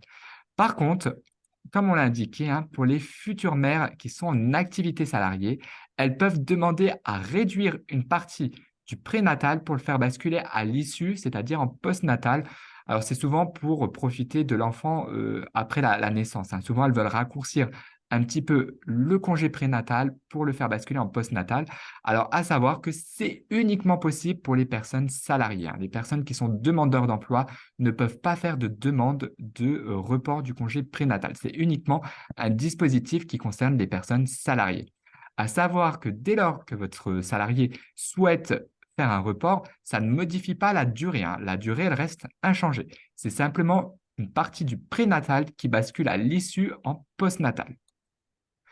Alors, on revient un petit peu sur les modalités pour demander le report d'une partie du congé prénatal. Votre salarié doit impérativement être en activité ou en congé payé au moment du prénatal. Et en plus, elle doit présenter une prescription médicale rédigée par un médecin, donc spécialiste ou le médecin traitant, ou éventuellement la sage-femme qui suit la grossesse et qui atteste de la contre-indication De d'un l'absence de report. contre-indication. Ouais. Ouais, de Elle l'absence. autorise un report, en fait. Voilà. Et mentionne qu'il n'y a pas de contre-indication médicale à ce report. Et sur le certificat doit impérativement être mentionné le nombre de jours qui est autorisé pour le report. Et dès lors que votre salarié elle a ce certificat médical, bah, du coup, elle doit nous adresser un courrier avec la prescription médicale qui mentionne l'absence de contre-indication au report et la durée. Et du coup, la CPM pourra du coup accorder le report du congé prénatal. À savoir qu'attention, s'il y a un accord pour un report et que votre salarié nous transmet un arrêt de travail, à ce moment-là, ça interrompt le report. C'est-à-dire que si votre salarié, elle reporte une partie, c'est pas pour avoir un arrêt maladie. Dès lors qu'elle nous transmettra un arrêt maladie, bah, du coup, nous, ça interrompt le report et du coup, ça déclenche les débuts du congé maternité. Donc, on n'indemnisera pas un arrêt maladie, on fera du coup démarrer le congé maternité. Voilà sur ce qu'on voulait dire au niveau du report. Et du coup, le report, c'était 3 semaines maximum. Ça peut aller de quelques jours à 3 semaines. À 3 semaines. Alors, au niveau du congé paternité, on a Monsieur Albert qui vient d'être papa de jumeaux, prénommé Julie Maxime. Donc, des Quelle jumeaux. est, voilà, quelle est la durée légale du congé paternité CPAM de Monsieur Albert pour ses jumeaux? Est-ce que la durée du congé paternité CPM sera de 25 jours, 28 jours, 32 jours ou les trois propositions sont correctes? Incorrect. Ok, Incorrect, pardon. pas validé. Donc, 25 jours. Alors, on insiste, c'est vraiment le congé indemnisé par la CPM. Donc, hors jour Congé employé, employeur. vraiment les jours CPM. Est-ce que pour une naissance de jumeaux, c'est 25, 28, 32 ou c'est aucune des trois réponses? Hop, je mets fin au sondage. Je vous partage les réponses. Donc, on a 45% des employeurs qui nous disent que c'est 32 jours. Et effectivement, du coup, vous avez raison. C'était bien la bonne réponse. Donc, on va un petit peu revenir sur ce congé paternité. Donc, c'était 32 jours pour des jumeaux. Et on revient sur la petite frise. Donc, à savoir qu'au niveau du nouveau congé paternité, le congé paternité doit démarrer impérativement au moment de la naissance ou le jour ouvrable qui suit la naissance. Et il démarre tout de suite par une période obligatoire de 7 jours minimum, c'est-à-dire les 3 jours au niveau du congé employeur, le congé de naissance qui est à votre charge, et qui est tout de suite suivi de 4 jours au niveau du congé obligatoire CPM. Donc ça, c'est une période obligatoire de minimum 7 jours. Donc ici, au niveau du congé employeur, ça peut être un petit peu plus long parce que parfois, en fonction des conventions collectives, vous avez peut-être plus de jours, mais au niveau du droit du travail, c'est 3 jours minimum. Après, il peut y avoir plus de jours au niveau du congé employeur. Mais à l'issue du congé employeur, vous devez impérativement faire démarrer 4 jours du congé obligatoire. Et après, votre salarié, il bénéficie d'un total de 28 jours avec le congé employeur pour une naissance simple. Par contre, si c'est une naissance multiple, des jumeaux ou plus, il bénéficie de 35 jours. Donc, 35 jours, c'est avec le congé employeur qui est à votre charge. Au niveau de l'assurance maladie, comme on vous l'a indiqué, du coup, ça sera 32 jours pour des naissances de jumeaux ou Gémellaire. plus, gémellaires ou plus, qu'on indemnisera. Donc, le congé CPM pour des naissances multiples, ça sera 32 jours CPM. Donc, du coup, on voulait faire un petit rappel pour la Oui. législation qui s'impose à tous. Alors, au niveau de la première période, donc elle est obligatoire, comme le disait Mathieu. La première période obligatoire est de minimum 7 jours. 3 jours du congé employeur plus 4 jours CPM. Ça, c'est une obligation. La première période de congé paternité indemnisée par la CPM ne peut pas être inférieure à 4 jours. Attention sur la première période, CPM, il faut toujours qu'elle soit de 4 jours minimum. Au niveau des deuxième et troisième périodes non obligatoires, donc en cas de fractionnement du congé paternité, le congé paternité peut être fractionné en 3 périodes maximum. Les deuxième et troisième périodes doivent être prises dans les 6 mois après la naissance de l'enfant. Le congé paternité ne peut jamais être supérieur à 26 jours pour une naissance simple ou à 32 jours pour une naissance multiple. Et il faut savoir que les jours non pris à la troisième période sont perdus. À savoir également, on ne l'a pas mis dans le diapo, les périodes de fractionnement deuxième et troisième période doivent être au minimum de 5 jours. Oui. Alors, c'est On le voit ici, hein, c'est 5 jours minimum. Voilà au niveau du coup du congé paternité. Alors, on va passer à la question suivante sur le congé Voilà. d'hospitalisation. Tu anticipes, Mathieu, la question de Raphaël qui justement nous dit en cas d'hospitalisation de l'enfant. Ben, Raphaël, on répond tout de suite à votre question avec Mathieu. Alors, on espère que Raphaël aura la bonne réponse. Alors, l'enfant de Monsieur Nicolas est né prématurément le 10 décembre 2023 et a été hospitalisé depuis sa naissance jusqu'au 25 décembre. Dans le cadre d'une hospitalisation d'un enfant, d'un nouveau-né, Monsieur Nicolas pourra bénéficier, alors je le précise, hein, c'est en plus du congé paternité, il a le droit au congé d'hospitalisation du nouveau-né. Et on rappelle que ce dispositif, c'est 30 jours maximum, hein. Donc, c'est impérativement pendant l'hospitalisation du nouveau-né, hein, il faut que le nouveau-né soit hospitalisé et nous, on pourra qu'indemniser dans la limite de 30 jours. Alors, comment ça se passe dans ce cas-là s'il y a l'hospitalisation du nouveau-né? Comment Monsieur Nicolas devra prendre son congé paternité et son congé d'hospitalisation? Donc, dans l'ordre, hein, c'est vraiment dans l'ordre, comment il doit prendre? Est-ce qu'il doit d'abord prendre le congé d'hospitalisation, c'est-à-dire du 10 jusqu'au 25, et à l'issue du congé d'hospitalisation, il pourra enchaîner sur le congé employeur et le congé paternité de 28 jours, c'est-à-dire du 26 jusqu'au 22. Donc, dans l'ordre, congé d'hospitalisation, puis congé paternité. Ou est-ce que c'est l'inverse? Il va d'abord devoir prendre le congé paternité de 28 jours et à l'issue du congé paternité, il aura le droit au congé d'hospitalisation pour 30 jours. Ou est-ce qu'il va devoir prendre la période obligatoire de 7 jours, c'est-à-dire les 3 jours employeurs et les 4 jours CPM, c'est-à-dire du 10 jusqu'au 17. À l'issue de cette période obligatoire, il va pouvoir du coup bénéficier du congé d'hospitalisation. Alors, je vous laisse répondre. Donc, 3. Alors, c'est vraiment dans l'ordre, hein, on insiste dans l'ordre. Est-ce que du coup, votre salarié, il prendra le congé d'hospitalisation et après, il pourra enchaîner sur le congé paternité? Est-ce qu'il doit d'abord commencer par le congé paternité et puis il aura le droit à 30 jours pour un congé d'hospitalisation? Ou est-ce qu'il devra prendre 7 jours du congé obligatoire paternité? À l'issue des 7 jours, il pourra bénéficier du congé d'hospitalisation et puis après, par la suite, il pourra prendre le reste du congé paternité. Donc, il reste encore 3 secondes pour répondre. Hop, et je mets fin au sondage et je vous les présente. Donc, du coup, il y avait 57 des participants qui répondent la troisième possibilité, c'est-à-dire qu'il faut prendre le congé obligatoire de 7 jours et à l'issue, il pourra bénéficier du congé d'hospitalisation du nouveau-né. Effectivement, c'était la bonne réponse, c'était la réponse 3, hein, dans l'ordre. Il doit impérativement respecter le congé obligatoire et après le respect du congé obligatoire paternité, il pourra du coup basculer en congé d'hospitalisation le temps de l'hospitalisation. Alors, du coup, on va essayer de répondre à Raphaël, du coup, et on va refaire un petit point sur le congé d'hospitalisation du nouveau-né. Donc, lorsque l'enfant est hospitalisé, attention, c'est la période obligatoire du congé paternité qui prime, qui passe d'abord. Donc, en cas d'hospitalisation d'un nouveau-né, important, il ne faut pas qu'il y ait de retour au domicile, hein. Il faut vraiment que l'enfant reste hospitalisé. Votre salarié pourra bénéficier jusqu'à 30 jours pour un congé d'hospitalisation du nouveau-né. Ce congé, vous le rappelle, hein, il n'est pas fractionnable et il est indemnisé au titre du risque paternité et c'est impérativement pendant l'hospitalisation de l'enfant. Ce congé, hein, devra impérativement être pris après la période obligatoire, c'est-à-dire les 3 jours employeurs et les 4 jours de l'assurance maladie. Donc, on vous a fait un petit graphique, hein, c'est toujours plus parlant avec le petit calendrier. Donc ici, l'enfant, il est né prématurément le 10 décembre. Du coup, impérativement, il faudra faire démarrer le congé paternité, la période obligatoire, c'est-à-dire les 3 jours employeurs qui sont à votre charge, suivi immédiatement des 4 jours CPM. Donc ça, c'est la période obligatoire du congé paternité. Et du coup, à l'issue, il pourra du coup bénéficier jusqu'au 25, hein, jusqu'à la date de sortie de l'hospitalisation, du congé d'hospitalisation pour le nouveau-né. On rappelle, hein, que c'est 30 jours maximum et c'est uniquement pendant l'hospitalisation. Donc ici, dans notre cas, l'enfant était sorti le 25, donc du coup, il pourra seulement bénéficier du congé d'hospitalisation pour la période du 18 décembre au 25 décembre.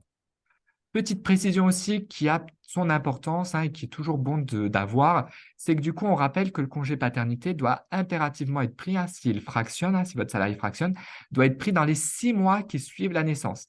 Par contre, À titre exceptionnel, si l'enfant est hospitalisé, les 6 mois démarrent pas à la naissance, mais démarrent à la date de sortie de l'hospitalisation. C'est-à-dire, du coup, ça prolonge un petit peu pour la prise du congé paternité si votre salarié souhaite le fractionner. Du coup, il aura un petit peu plus de temps.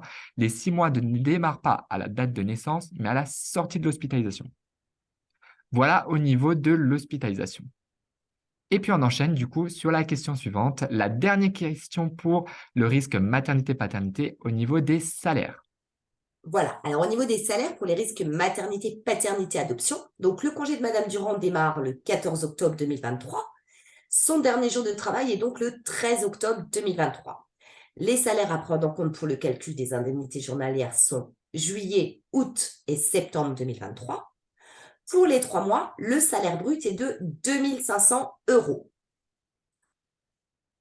Quel est le montant du salaire à indiquer sur l'attestation de salaire maternité pour les 3 mois de référence? Est-ce qu'on va indiquer 2 500 euros brut? Est-ce qu'on va indiquer 1 975 euros, c'est-à-dire le salaire brut moins les 21%? Est-ce qu'on va indiquer 1 900,50 euros le salaire net? Ou est-ce qu'on va indiquer 1 800 euros le salaire net imposable? 2 Alors, 500 euros le salaire brut, 1 975 euros le salaire brut moins 21%, 1 900 euros le salaire net ou 1 800 euros le salaire net imposable. je partage les Ah, réponses.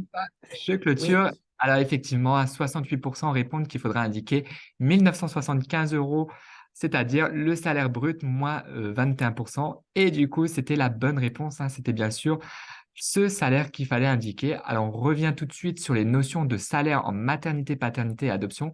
Donc, c'est des salaires réduits, hein. C'est-à-dire que les indemnités en maternité, paternité et adoption, elles se calculent sur la base des salaires bruts, mais diminués de 21%. Alors, c'est vrai que nous, parfois, au niveau des caisses primaires, on parle de salaire net, mais en fait, ce n'est pas le salaire net de la fiche de paye qu'il faut indiquer. En fait, c'est un salaire brut moins l'abattement des 21%. Alors, cet abattement du taux de 21%, elle représente la part salariale des cotisations et des contributions d'origine légale ou conventionnelle rendues obligatoires par la loi. Parce que nous, à savoir, hein, que quand on fait le versement des indemnités journalières en maternité, paternité, adoption, on indemnise un gain journalier à 100%. Par contre, les 100% sont calculés du coup sur les salaires bruts réduits de 21%. Donc, attention quand vous faites vos attestations de salaire, il faut impérativement penser qu'en maternité, paternité et adoption, il faut reprendre les salaires bruts ou bruts rétablis et appliquer du coup un abattement de 21%. À savoir, Caroline, qu'en DSN, le système DSN, en fait, lui, il applique automatiquement l'abattement de 21% sur les salaires. C'est-à-dire qu'il va aller chercher dans votre DSN mensuel. Dès que vous faites un signalement DSN paternité, le système, il va d'office nous reconstituer l'attestation en appliquant automatiquement cet abattement de 21% sur les salaires. C'est vraiment pratique en signalement DSN. C'est pourquoi on vous invite à faire beaucoup de signalements paternité DSN parce que ça se fait automatiquement l'abattement.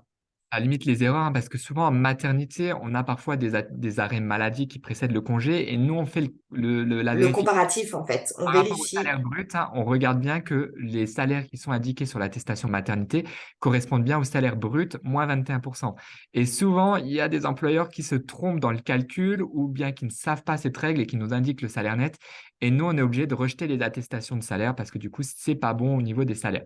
Donc, en maladie, vous indiquez les bruts. Par contre, en maternité, paternité et adoption, vous prenez les mêmes salaires, mais vous appliquez l'abattement de 21%. Voilà au niveau du congé maternité. On va tout de suite passer donc à la dernière partie et aux 5 dernières questions sur les téléservices de l'assurance maladie.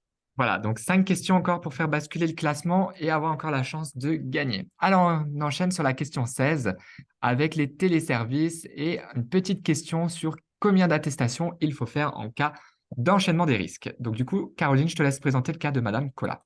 OK. Alors, Madame Collat est en arrêt depuis le 4 décembre. Elle est en arrêt maladie à compter du 4 décembre jusqu'au 7 décembre. Ensuite, elle a donc son congé pathologique qui commence du 8 décembre au 21 décembre. Ensuite, elle rebascule en arrêt maladie du 22 décembre au 27 décembre. Et enfin, elle a son congé maternité qui débute à compter du 28 décembre. Combien d'attestations de salaire devez-vous faire? 2 attestations, une en maladie, une en maternité. 3 attestations, une en maladie plus 2 en maternité. ou alors 4 attestations, 2 en maladie, 2 en maternité. Alors, je reprends. Est-ce qu'il faut faire juste une attestation maladie et maternité parce que finalement, tout se suit et ça sera les mêmes salaires. Donc, on a juste besoin d'avoir les maladies et la maternité, donc juste 2 attestations. Est-ce qu'il faudra faire 3 attestations parce que du coup, on a 3 risques, hein. On a de la maladie, une en maternité pour le congé pathologique et une en maternité pour le congé maternité. Ou est-ce qu'il faudra faire 4 attestations à chaque changement de risque? Donc, je mets fin au sondage et c'est rassurant parce que du coup, les employeurs, vous avez plutôt les bonnes pratiques. Oui. Effectivement, à 76%, hein, c'était bien 4 attestations qu'il fallait faire, donc c'est-à-dire 2 attestations en maladie et 2 attestations en maternité. Et on y revient tout de suite ensemble. Donc effectivement, à chaque changement de risque, hein, il convient de faire une attestation de salaire ou un signalement DSN. Donc dans le cas qu'on vous avait fait avant, hein, donc du coup, il faudra faire 4 attestations. Donc 2 attestations en maladie hein, ou signalement DSN maladie et 2 attestations en maternité ou signalement DSN maternité. Donc, du coup, pourquoi 2? Bah, pour le congé pathologique et pour le congé maternité. Donc, ici, il faudra une attestation maladie, une attestation maternité, une attestation maladie et une attestation maternité. Et du coup, on fait un petit rappel, toujours le même dernier jour de travail. Alors, vous allez nous dire, oui, mais pourquoi il vous faut autant d'attestations? Parce que finalement, le dernier jour de travail, ça restera le même.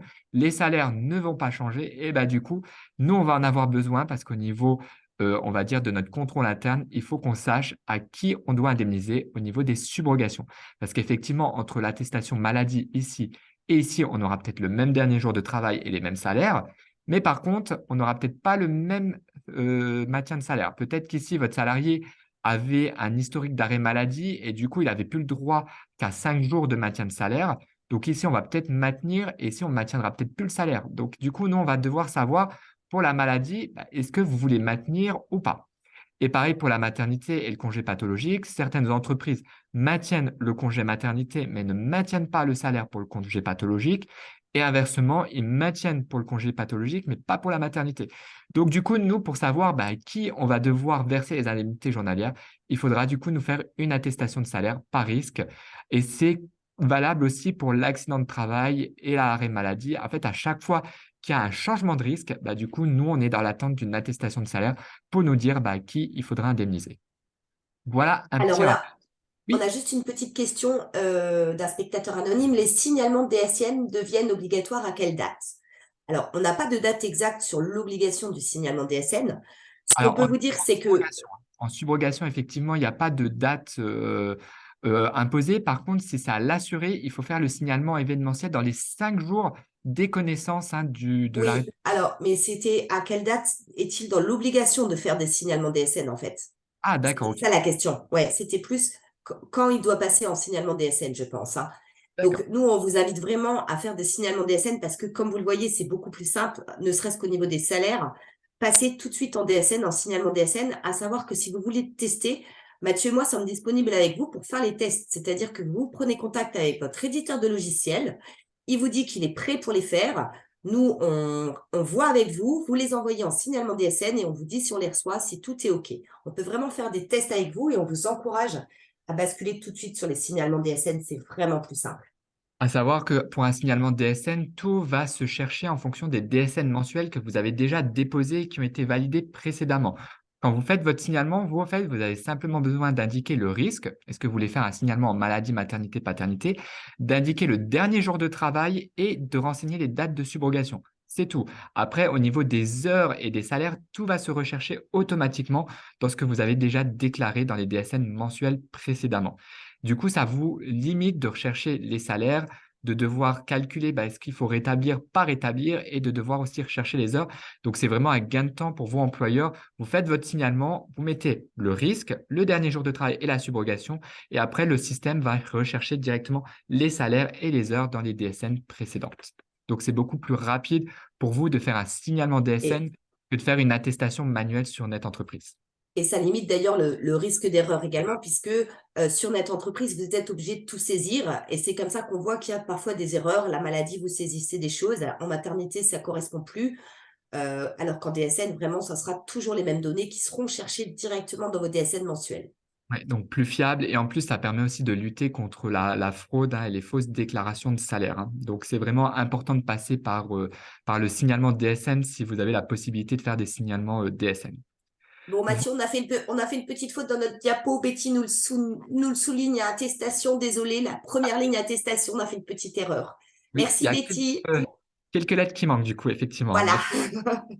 Du coup, on passe à la question suivante.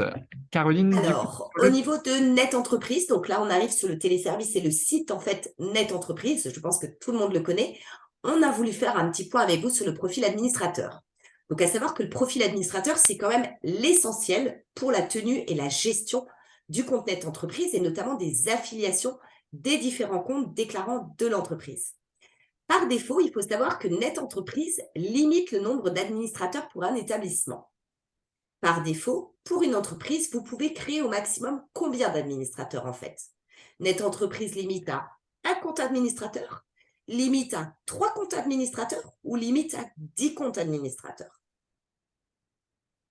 voilà, on vous laisse quelques secondes pour répondre. Donc, du coup, effectivement, à savoir que sur Net Entreprise, il y a deux profils. Il y a le profil administrateur qui va vraiment gérer l'ensemble de tous les comptes de la société. Et il y a le profil déclarant qui est seulement habilité à déclarer pour les déclarations auxquelles l'administrateur lui a donné un accès. Mais du coup, l'administrateur, effectivement, Net Entreprise bloque par défaut un certain nombre de comptes administrateurs. Est-ce que c'est un, 3 ou 10? Je mets fin au sondage et donc du coup, je partage les réponses. Donc à 58%, vous pensez qu'il n'y a qu'un compte administrateur par défaut. Donc on ne peut pas en avoir plus. Est-ce que, donc du coup, il y a 32% qui pensent que c'est trois comptes et il y a 10% qui pensent qu'il y a 10 comptes administrateurs possibles. Du coup, je vous donne la réponse. Du coup, c'est trois comptes administrateurs. Par défaut, Net Entreprise bloque pour un numéro SIRET à trois comptes administrateurs maximum. Par contre, on vous donne la petite astuce. Donc, du coup, à savoir que si jamais il y a déjà trois comptes administrateurs qui ont déjà été créés pour votre SIRET et que les administrateurs sont partie de la société, vous avez la possibilité du coup d'augmenter le nombre d'administrateurs pour pouvoir vous créer vous en administrateur. Par contre, il faut faire une demande à Net Entreprise. Alors, comment faire cette demande pour ajouter le nombre d'administrateurs par défaut? Eh bien, tout simplement, il ne faut pas se connecter, il faut simplement passer par la base de connaissances. Donc, vous allez en bas de la page Net Entreprise, base de connaissances, et du coup, il faudra s'inscrire ou se connecter à la base de connaissances. Et une fois que vous êtes connecté, du coup, il faudra faire le formulaire demande de modification du nom d'administrateur pas SIRET, et du coup, il faudra du coup indiquer le nombre d'administrateurs que vous souhaitez. Donc ici, on a mis 6, mais vous pouvez mettre 10, 11, 20 ou 30. Il n'y a pas de limite. C'est juste pour demander à Net Entreprise d'augmenter la capacité d'administrateur pour un SIRET. Donc, si jamais vous essayez de vous inscrire en tant qu'administrateur et que vous avez le message d'erreur en rouge qui vous indique que le nombre d'administrateurs est déjà atteint, du coup, il faudra passer par ce système pour du coup augmenter la capacité d'administrateur pour le SIRET. Voilà au Voilà, au niveau niveau des administrateurs, Net Entreprise. Au niveau des téléservices et de la déclaration d'un congé paternité. Alors ici, on va revenir sur la naissance des jumeaux de M. Albert en novembre 2023. Son employeur, M. Petit, veut déclarer les dates du congé paternité afin de permettre le versement des indemnités journalières. À savoir que l'employeur effectue l'attestation sur Net Entreprise. Comment va-t-il déclarer la ou les périodes du congé paternité? Est-ce que du coup, il va faire une déclaration par dépôt-fi? Est-ce que du coup, il va passer par le compte entreprise pour déclarer les périodes? Est-ce qu'il n'a pas à déclarer les dates parce que celles-ci seront renseignées et remonteront automatiquement en fonction des DSN mensuels? Ou est-ce qu'il va devoir faire la déclaration par courrier papier? Donc, on vous laisse quatre choix possibles. On rappelle que c'est en novembre 2023. Est-ce qu'il va devoir faire dépôt-fi? Est-ce qu'il va devoir passer par le compte entreprise? Est-ce qu'il n'a rien besoin de faire et ça sera remonté en DSN mensuel? Ou est-ce qu'il va devoir faire un courrier papier? Donc, du coup, je mets fin au sondage. Donc, effectivement, on avait 46% qui ont répondu la deuxième solution, c'est-à-dire qu'il va falloir passer par le compte entreprise. Effectivement, c'est la bonne réponse. Alors, j'ai presque envie de dire, c'est peut-être pas la seule bonne réponse pour le coup. Il y avait peut-être aussi la réponse dépôt-fi, mais on va y revenir tout de suite. Mais en fait, la bonne réponse, c'était le compte entreprise. Alors, on y revient tout de suite ensemble avec Caroline. Donc, pourquoi par le compte entreprise? Alors, la déclaration des dates du congé paternité se fait donc en fonction déjà du mode d'envoi de l'attestation de salaire. On a deux situations. Comment vous envoyez vos déclarations de salaire? Soit vous avez fait une attestation, un signalement paternité DSN, auquel cas, vous n'avez rien besoin de déclarer. Votre signalement DSN, dès lors que vous le faites et que vous l'agrémentez correctement, on aura donc une attestation de salaire qui va être reconstituée en caisse primaire et la période du congé paternité va être incrémentée automatiquement dans nos bases. Il faut juste pas se tromper et bien indiquer le dernier jour du congé employeur pour qu'on puisse incrémenter les bonnes dates du congé paternité, pardon. En fait, les Ça, dates qui c'est vont passer, dans nos bases de données au niveau CPM, ça va démarrer au lendemain du dernier jour de travail que vous allez indiquer dans votre signalement DSN. Donc, logique. vraiment, toujours mettre la veille au niveau du dernier jour de la période que vous souhaitez déclarer. C'est-à-dire que votre salarié, il prend son congé du 1er mai jusqu'au 11 mai. Bah, du coup, le dernier jour, il faudra mettre la veille, c'est-à-dire le 30 avril.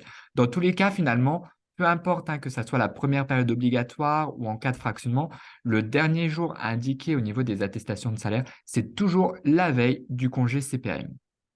Voilà au niveau du signalement DSN. Donc, tout se fait automatiquement, vous n'avez rien à faire. Par contre, si vous faites des attestations par net entreprise, vous allez avoir deux actions à réaliser en fait. Vous allez devoir saisir l'attestation de salaire sur net entreprise et ensuite, il va falloir saisir les périodes de congé paternité. Comment? Alors, vous utilisiez Depofi auparavant. Donc, si vous aviez déjà utilisé Depofi et qu'une première période a déjà été indemnisée sur Depofi, il va falloir terminer sur Depofi le congé paternité complet du salarié. À savoir quand même que Depofi va bientôt disparaître pour laisser la place uniquement au compte entreprise. Il y a cette possibilité effectivement depuis fin septembre de déclarer directement pour les nouveaux congés paternité faits sur Net Entreprise euh, les dates de fractionnement en fait directement sous le compte entreprise. Vous avez le petit icône compte entreprise et vous avez juste à alimenter en fait vos dates de paternité en choisissant donc le congé paternité, les dates de fractionnement, l'attestation faite sous Net Entreprise. Il va vous demander de déclarer directement les dates. Donc, en DSN, tout se fait automatiquement par rapport à ce que vous allez alimenter au niveau du dernier jour de travail et à la date de fin prévisionnelle. En net entreprise, par contre, il faudra faire les deux, l'attestation de salaire et déclarer les périodes. On insiste, si vous avez déjà déclaré une ou deux périodes pour un salarié par dépôt-fi, bah, du coup, il faudra déclarer la deuxième et troisième période par dépôt-fi. Par contre, si vous avez encore rien déclaré pour ce salarié, passez directement par le compte entreprise. Ça deviendra l'unique moyen de déclarer De déclarer les congés paternité en fait de vos salariés. voilà. Donc, au fait, vous allez aller dans le compte entreprise, vous créez votre dossier et il y aura un petit message. Souhaitez-vous déclarer les périodes? Vous mettez oui et puis vous pourrez renseigner. C'est assez bien fait. On a fait un webinaire pour vous montrer. N'hésitez pas à le regarder sur YouTube sur comment déclarer les périodes par le compte entreprise si vous faites des attestations net entreprise. On avance du coup dans le questionnaire avec l'avant-dernière question sur l'ajout des réserves. Alors, suite à l'accident de travail de Madame François, vous souhaitez émettre des réserves à une déclaration d'accident de travail que vous avez saisie sur Net Entreprise 3 jours plus tôt. Comment vous pouvez ajouter vos réserves en fait? Alors, soit vous saisissez une deuxième déclaration d'accident et ajoutez les réserves en pièce jointe, soit vous déposez le courrier sous compte entreprise, rubrique déclaration d'accident, ajoutez des réserves, ou alors vous déposez le courrier sous compte entreprise, rubrique dépôt d'un justificatif. Donc là, on est dans le cas d'une déclaration d'accident que vous avez déjà faite sur Net Entreprise. Vous avez oublié de rajouter des réserves, vous voulez les rajouter ensuite. Mathieu, je vais te laisser peut-être envoyer le sondage. Alors, je l'ai déjà envoyé et Ah, je il n'est vais pas apparu. clôturer. Tac. D'accord, il n'était pas apparu, pardon, chez moi. Et je partage les réponses. Donc, du coup, il y a 69% qui nous disent Ouais, que pour ajouter des réserves, il faudra du coup passer par le compte entreprise dans la rubrique DAT et il faudra aller dans ajouter des réserves. Et effectivement, c'est la bonne réponse. C'était cette solution. En aucun cas, il faut faire une deuxième déclaration et ajouter en pièce jointe. Vous avez déjà fait une première déclaration, il ne faut pas en faire une deuxième. Et ajouter un courrier dans le compte entreprise, c'est pas bon parce que du coup, votre courrier de réserve ne sera pas raccroché à la déclaration d'accident de travail. Donc, on revient un petit peu sur ces différentes notions de réserve. Donc, c'était bien la deuxième méthode qu'il fallait faire. Aller dans le compte entreprise, déclaration d'accident de travail, ajouter des réserves. Donc, on ouais. rappelle, que dès connaissance d'un accident de travail, vous devez impérativement déclarer dans les 48 heures dès la connaissance à la CPM de votre salarié qui a eu un accident de travail. La déclaration d'accident de travail, c'est une obligation employeur et c'est à faire dans les 48 heures des connaissances. Si jamais vous avez un doute sur le caractère professionnel, vous pouvez toujours émettre des réserves sous un délai de 10 jours francs après avoir établi cette déclaration d'accident de travail. Donc, si vous passez par Net Entreprise, vous avez la possibilité dans les 10 jours francs de rajouter des réserves. Alors, comment rajouter des réserves? Tout simplement, vous retournez dans le compte entreprise, vous allez dans déclarer un accident de travail ou ajouter des réserves et vous allez dans ajouter des réserves et vous avez la liste des déclarations d'accident de travail que vous avez fait et pour lesquels il y a encore la possibilité de rajouter des réserves, c'est-à-dire qu'ils sont encore dans les 10 jours francs. Il suffira simplement de retrouver votre déclaration d'accident de travail et de cliquer sur Ajouter des réserves pour pouvoir importer un courrier en format PDF et du coup ajouter vos réserves. Voilà, donc ça, c'est le moyen de rajouter des réserves dans les 10 jours francs à une déclaration qui a déjà été faite. Voilà au niveau des réserves. Et on passe du coup à la dernière question. Donc, c'est votre dernière chance de répondre correctement. Et d'être Euh, number one des employeurs, number voilà. one. Alors, Alors, comment transmettre un justificatif sur Net Entreprise, Caroline? alors attends. Mathieu, je t'arrête juste. Alexandra nous avait posé une question sur les 10 jours francs. Elle semble ne pas avoir obtenu la réponse dans nos explications. Ah, alors, je reviens vite. Voilà, sur les 10 jours francs, Alexandra voudrait une précision. En fait, sur les 10 jours francs, vous avez là directement sur Net Entreprise, en fait, la DAT. Vous voyez, Mathieu vous montre à l'écran. Cliquez pour savoir comment est décompté le délai de 10 jours francs. Alexandra, n'hésitez pas à cliquer sur ce petit lien. Vous aurez l'explication des 10 jours francs. En fait, dès lors que vous établissez une déclaration d'accident de travail, vous avez 10 jours francs pour émettre des réserves. Les 10 jours francs, l'explication est directement sur le site. Donc, n'hésitez pas à Est-ce cliquer sur À cliquer dessus, vous aurez vraiment le détail. comme ça, vous J'espère qu'on a pourrez. répondu, Alexandra. Oui, ok, merci. Parfait. Alors, et du coup, on avance et on passe à la dernière question, donc pour transmettre un justificatif depuis Net Entreprise. Donc, votre salarié, elle est hospitalisée, votre salarié est hospitalisé, c'est un homme visiblement, et vous souhaitez transmettre le bulletin d'hospitalisation à la CPM pour percevoir les indemnités journalières. Du coup, vous allez sur Net Entreprise pour déposer le justificatif d'hospitalisation. Quelles déclarations sont nécessaires pour déposer un justificatif depuis Net Entreprise? Est-ce qu'il faut le compte entreprise et le téléservice attestation de salaire? Est-ce qu'il faut uniquement le compte entreprise ou est-ce qu'il faut uniquement le téléservice attestation de salaire? Donc, trois choix possibles. Est-ce qu'il faut les deux, le compte entreprise et l'attestation de salaire, que le compte entreprise ou que l'attestation de salaire? Donc, dès lors que vous souhaitez envoyer et transmettre des justificatifs d'indemnité journalière, vous avez maintenant la possibilité de nous transmettre depuis Net Entreprise et c'est adressé directement à la CPM de votre salarié. Du coup, voilà, il faut simplement avoir les bons téléservices et je clôture tac, et je partage. Donc, la majorité a répondu que c'était uniquement le compte entreprise qu'il fallait. Il y a 36% qui pensent qu'il faut les deux, le compte entreprise et les attestations de salaire. Et il y a 16% qui pensent qu'il faut uniquement l'attestation de salaire. Alors, du coup, la bonne réponse, c'était les 36%. Il faut bien sûr les deux. Il faut et les attestations de salaire en téléservice et il faut le compte entreprise. Alors, on y revient tout de suite. Hop, avec l'explication. Donc, la bonne réponse, c'était la première réponse, le compte entreprise et les attestations de salaire.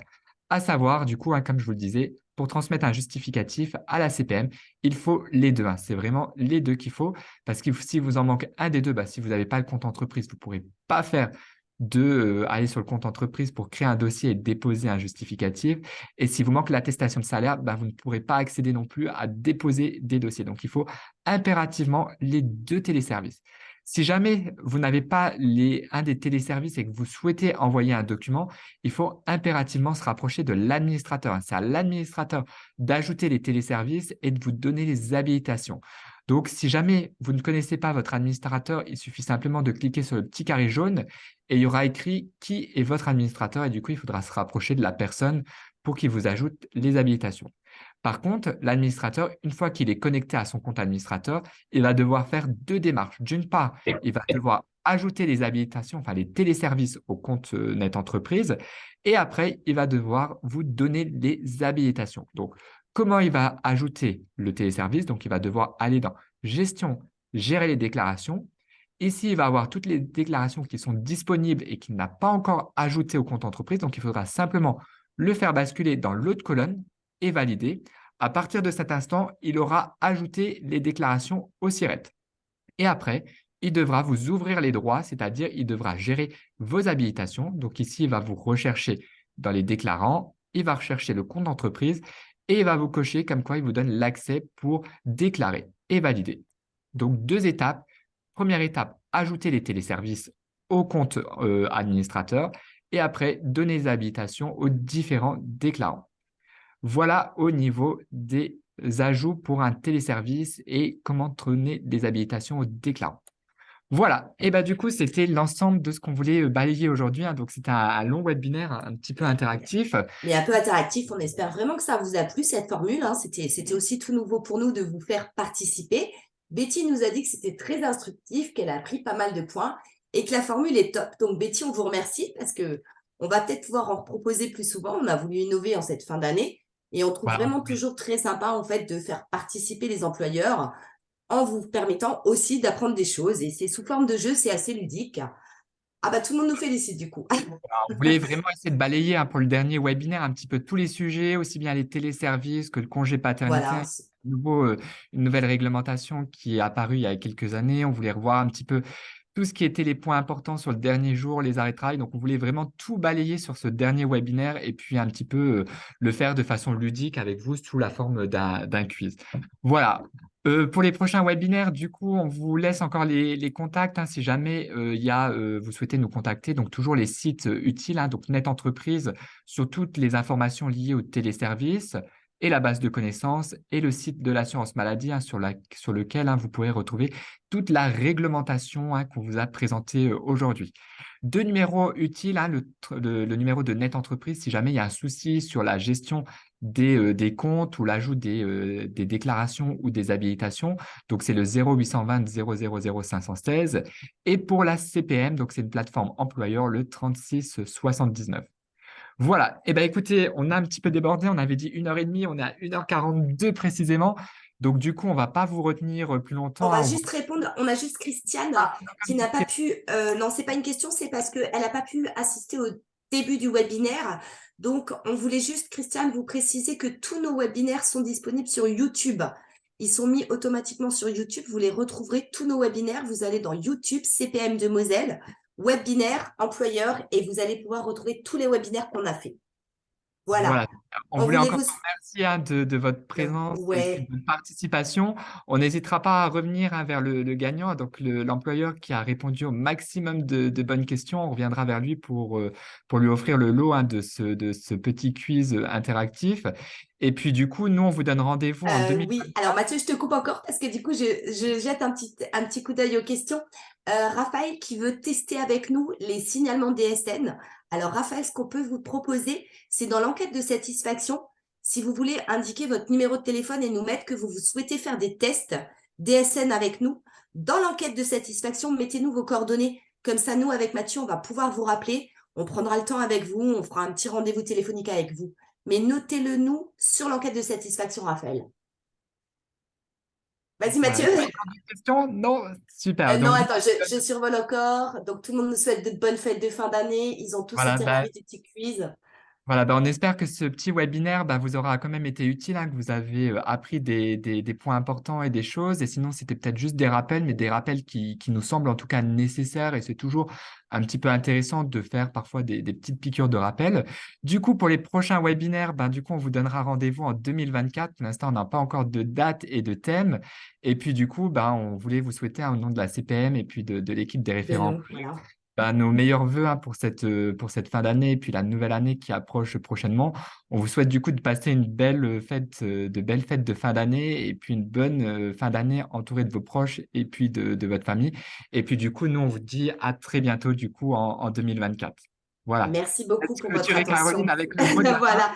Ben, je vais juste aussi leur souhaiter des bonnes fêtes de fin d'année. On vous remercie vraiment pour votre présence tout au long de l'année à nos webinaires. Ça nous fait plaisir et on vous dit à l'année prochaine. Voilà. Merci encore et très bonne journée à vous et bonne fête de fin d'année à vous. À très bientôt. Au revoir. Au revoir.